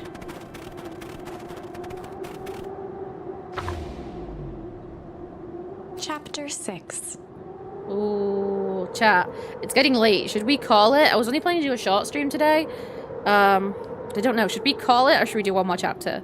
Because it's getting kind of... The source. The sauce! Nat expressed his sympathy with a shrug and sauntered off as unassumingly as he'd arrived. What a twat fuck. He'd given Luca and Iggy what they needed, and nothing more. Who the fuck is As this Luca guy? sprinted across the snow, the events of the past few days became clearer, pieces to a larger puzzle. Okay. Rollo said he was underground somewhere, captured. Mr. Kerr tried to cover it up with lies. The clipboards were hell-bent on capturing Iggy. It all seemed to point to perennial harvest. Mm-hmm. But right now, there was one thing that Luca needed to know. What? Luca stopped dead in his tracks. The tree was gone, uprooted and moved, leaving a raw gash in the earth. He dropped to his knees and dug wildly at the cold snow. Oh no, I know what he's come here for. He's looking for his dad's corpse. The tree that his dad's buried under has been moved.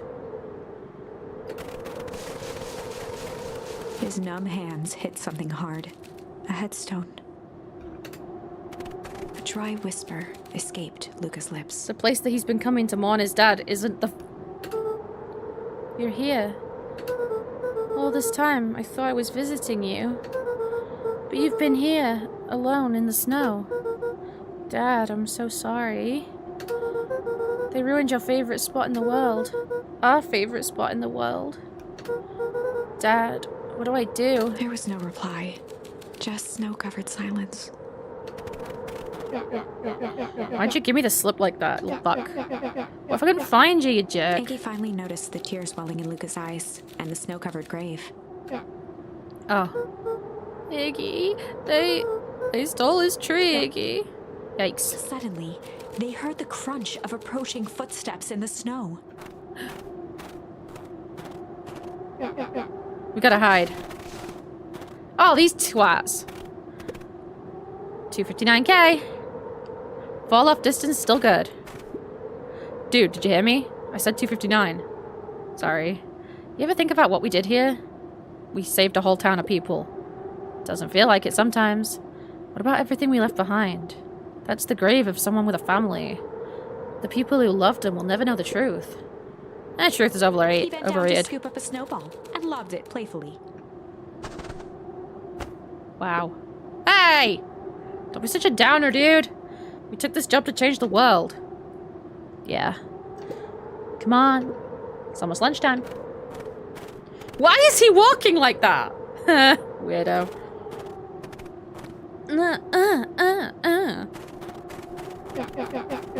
Here, I thought I was a jerk. These dinguses are out here literally dancing on graves. Luca stuttered through heaving sobs. I thought I was visiting him. I thought he was with me. Not gonna lie, that's a bad break. Here's some advice. Why the fuck would I want your Iggy advice? gave Luca a solid smack on the back of his head. Ow. Donk. Hey! Who's any of this helping? What? Sitting here in the snow, crying like some wuss ass. Who are you helping? Iggy, look what they did. They lied to everyone. Blah, blah, fucking blah. Luca Van Horn, you're a lot of things, but you ain't a wussy bitch ass. What'd I tell you before? When some jerk comes at you, acting like a horse's ass. Should be a horse's ass back. Hell yeah! Kerr and his merry little band of clipboards pulling off the switcheroo for a reason, right? Not mention something about a sauce. Ketchup. Luca wiped his eyes with a sleeve. Whatever's at the sauce must be awfully valuable to Perennial Harvest. Sure would be a shame if something unfortunate were to happen to their precious sauce, wouldn't it? What do you have in mind? If it's small enough to steal, we snatch it. If it's too big to snatch, we smash it. What if it's too big to smash? Iggy flashed a mischievous smile and cracked his knuckles. I'm always up for a challenge. I'm gonna make this right, Dad. I promise. Let's do it. Finding the sauce, chat. Finding the sauce. What did they say? Head west? It can get awful cold out there in those woods, Luca. Probably best you two stay put and conserve your energy. Help's on the way. Where's Rollo? Where's my mom? Did you kill her? Oh heavens, no! Do I seem like a killer to you? Iggy and Luca shared a skeptical look. Yes. Well, do I? Aw, shucks. Now that hurt my feelings. Screw that guy. What a can... Biscuit can. Biscuit a massive fucking can. Wait a minute. If this is the original town, then that means... Iggy darted behind a large pine and began digging furiously. He emerged holding a shoebox with a crude skull painted on its lid. Huh? What the fuck have you got? What's that? Long story. So a few years back I came into possession of some premium grade fireworks. Not the wimpy firecracker stuff they give kids. The good stuff. So why did you bury them under a tree? That's the long part of the story. You and Rollo were doing chores at Rollo's chicken coop, and you guys pissed me off for some reason or another. Rolled his eyes with realization. No, you Iggy didn't. stifled a chuckle. Yep. I just wanted to give you guys a little scare. But like I said, these were some primo fireworks, so I might have underestimated things. You blew up the chicken coop. I prefer to think of it as an incendiary redecoration. Sorry, but you should have seen the looks on your faces. Rollo got grounded for months. Which is why I needed to stash the evidence and lay low. So I buried him under that tree. But when I came back from later, they were gone. Figured some grown-up found him and tossed him. Iggy triumphantly raised the shoebox. Turns out, it wasn't the fireworks that got moved, it was the town! Unbelievable. Well, that's fucking twisted. Oh, what's that, chat? Do you think this is a game? Newsflash, boyo! You're not a hero. You're a little brat who's in way over his head. A hero is just someone who refuses to give up. Comics these days are rotting children's brains. Everyone thinks they're a spaceman superhero. I was also always partial to Hank Atomic myself. Is that so? Do you really think you have a chance against us? You have no idea how powerful we are! Prepare for blast off, loser! Just turn the fucking thing off! Does stuff look familiar to you? Yeah, it's the green goo! Looks like the barrel near the puddle I shoved me into, yeah. I was hoping I might get something for that. Oh, go.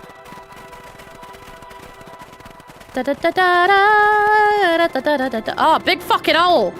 Sauce, sauce, sauce. Luca and Iggy inched up to the edge of the hole with bewilderment in their eyes. I don't know how to do bewilderment. I bet it looks like Arctic this. air breathed out of the cavern in heaving gusts. Echo! Echo! Echo! Whoa. I can see why they wanted to move us all out of town now. But why would they dig a giant fucking hole? I think this is it. We found the sauce. It's not ketchup, it's barbecue. This is the sauce? It's a fucking hole? How do we smash a hole?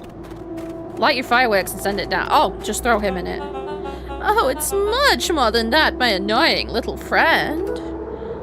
Okay, you fucking twat. Where's Rolo?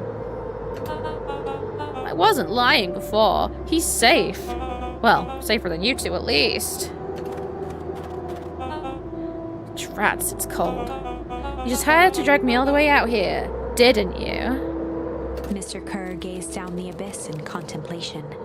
Looking in the hole. Really is something, isn't it? What did you do to our town, you big bastard? What is all of this? Well, that's a doozy of a question. This is the source where they collect the unrefined, scratched the back of his head. Stuff. Honestly, boys, I don't understand any of this well enough to explain it. Fact of the matter is, I'm not paid to know. What do you mean you don't know? Ain't you in charge? Oh, heavens no! My role is merely to flash a winning smile and manage various complications. Like us. You are a smart boy. His face contorted into a saccharine grin. It really is nothing personal. Some people are destined to strive for greatness, and others are simply obstacles along the way. Seems like you were destined to be a creepy lackey. The point is that we all play our part in life.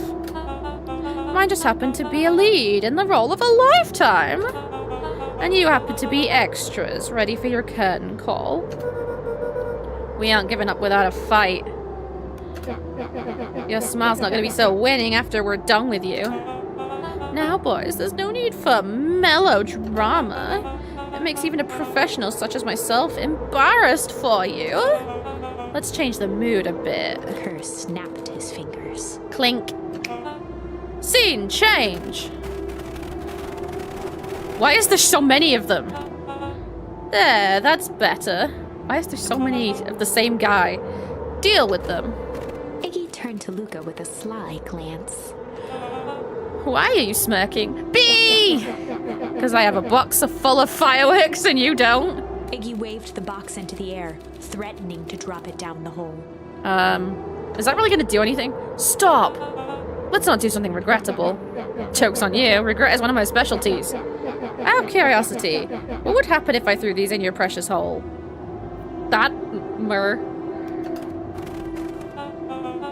Nothing at all. You're a garbo liar. I'll have you know, I'm an exceptional liar. But, that's far enough. Iggy plucked a single bottle rocket from the box and held it up with reverence. Bottles. Stop, you fool! Call off your goons! After a long pause, Mr. Kerr flung up his hand with frustration. Very well. You can all head back for the night. It's been a long day. I'll handle these two from here. They're just walking backwards! Mr. Kerr sighed into the frigid air. It's just us now, Iggy. You can put that down. What, like this? With a nonchalant flick, Iggy tossed the firework into the hole. Yeet!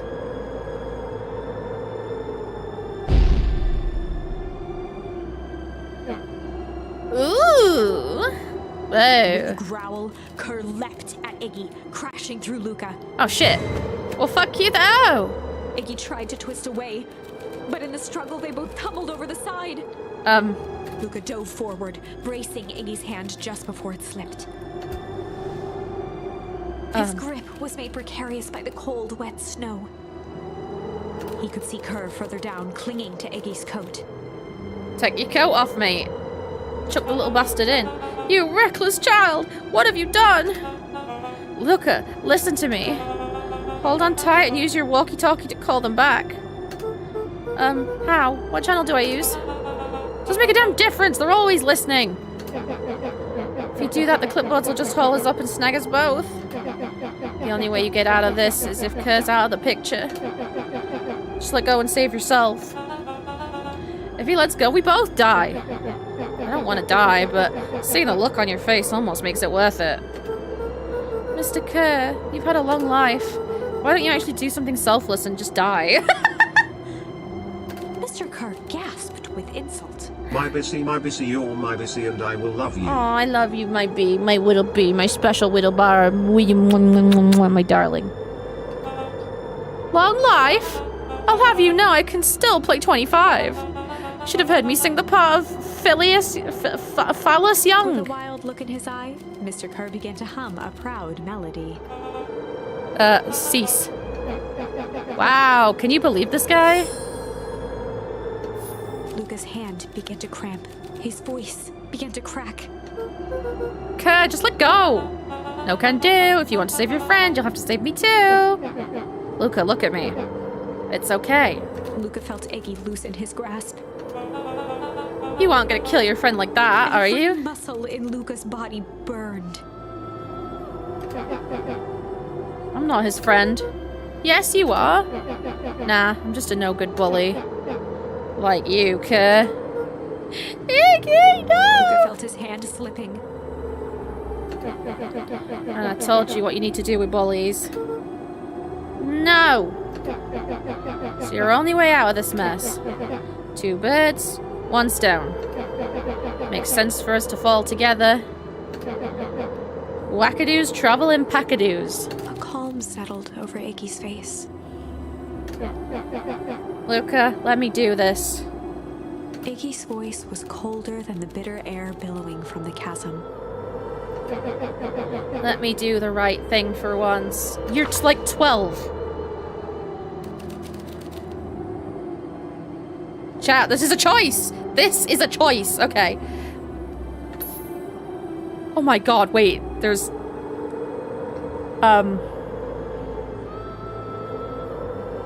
Chat, do we refuse or accept?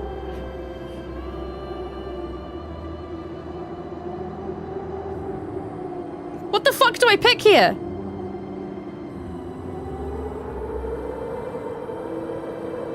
Refuse. Luca had no choice but to refuse Iggy's request. He tightened his grip and reached for the walkie-talkie in his pocket. Aww. A wild delight crept onto Mr. Kerr's face. Oh, That's crap. a good lad. Now, radio for help.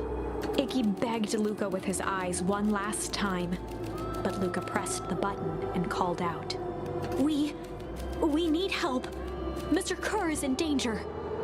It wasn't long before they were once again surrounded by clipboards. Bruh. Mr. Kerr sighed with relieved frustration. There you are. You really are a worthless lot, aren't you? Sir. Mirror, now. A clipboard dutifully produced an ornate ivory hand mirror, and Mr. Kerr began preening his tousled hair. Jesus that's better. Christ. Mr. Van Horn, I applaud your sharp thinking under duress. How was that sharp I'll put in thinking? a good word for you with the founder. Take them away. A swarm of hands overpowered Luca. The last thing he saw before a cloth bag was pulled over his head was the defeated look on Iggy's face. The end. No! We fucked up! I think this was one of those times where doing the right thing was the wrong thing.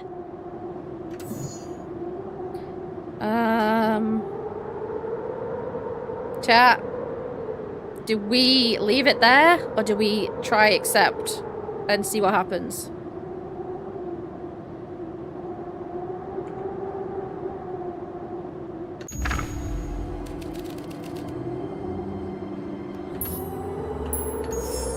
Luca had no choice but to accept Iggy's request. My buddy ain't getting out this one Quiet alive. blink, Luca watched a teardrop sail down into the howling void. Oh, I As forgot. his fingers slowly gave up, he met eyes with Iggy. My boy. Good.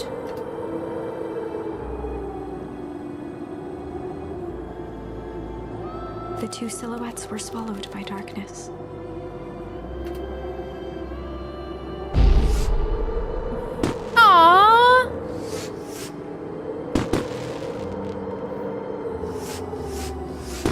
It's like he's celebrating us for doing the right thing.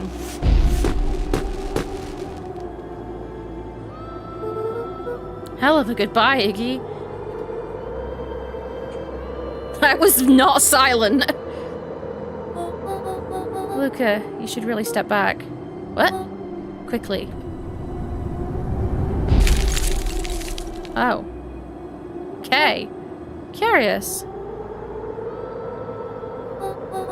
Ah, but of course. Those fireworks of Iggy's must have been just the right amount of energy. We should get out of here before the perennial harvest arrives. Not until you tell me what just happened! Your friend's sacrifice just saved this town. For a little while, anyway. How? Tempus liquamine. It's a peculiar substance. It could change the relationship between matter and time itself. But doing so requires unfathomable energy. In a closed system, that energy can only come from its surroundings. A useful side product of this property being... By adding precisely the correct amount of energy to it, one can create a cryogenic cascade. So the gunk makes things cold and the fireworks made the hall freeze over? That's one way of putting it, yes. As dumb luck would have it, the fireworks weren't strong enough to generate a runaway reaction. I shudder to think what would have happened in that case. We have some idea what that would look like. Yeah, we do. It'll take them a good while to safely break through and access the source again. If you know all that stuff, why haven't you been helping? I have been, in my way. Each one of us has a role to play. Iggy's role, it turns out, was to buy us precious time. Mine has been to observe and wait. Wait for what? You. Me? Why? What's my role? A fierce twinkle flashed in Nat's eyes. You're the chosen one! Luca Van Horn, you are going to save the world. I was close. I was close. With a chuckle, Nat turned and walked west. Dumbfounded, Luca followed behind him, trudging through the snow. I tried, chat, I tried. Every step taking him further away from everyone and everything he knew, and closer to destiny. To be continued in... What? Beacon Pines, Pines Harder. What? Revenge served cold. What? Second time's a charm? To charm. Wait, that's it? This ends with a crummy cliffhanger just when it was getting good? Wait, that's the end? I was even starting to like Iggy. Same. No way. I refuse to be associated with some never-ending parade of sequels. Let's go back and find something more definitive. Okay. So, we did that. That's the end of that route. We got 2 routes left. But that route we haven't unlocked the thing left for. So we need to continue with break here. And then find some... Unless... No, we haven't... No, we definitely haven't, because it would tell us. It would tell us if we'd unlocked something else for this. So I guess that's it for now. We'll come back to this next week. I think we could do that. And probably we'll finish it next week. I don't see why we wouldn't be able to.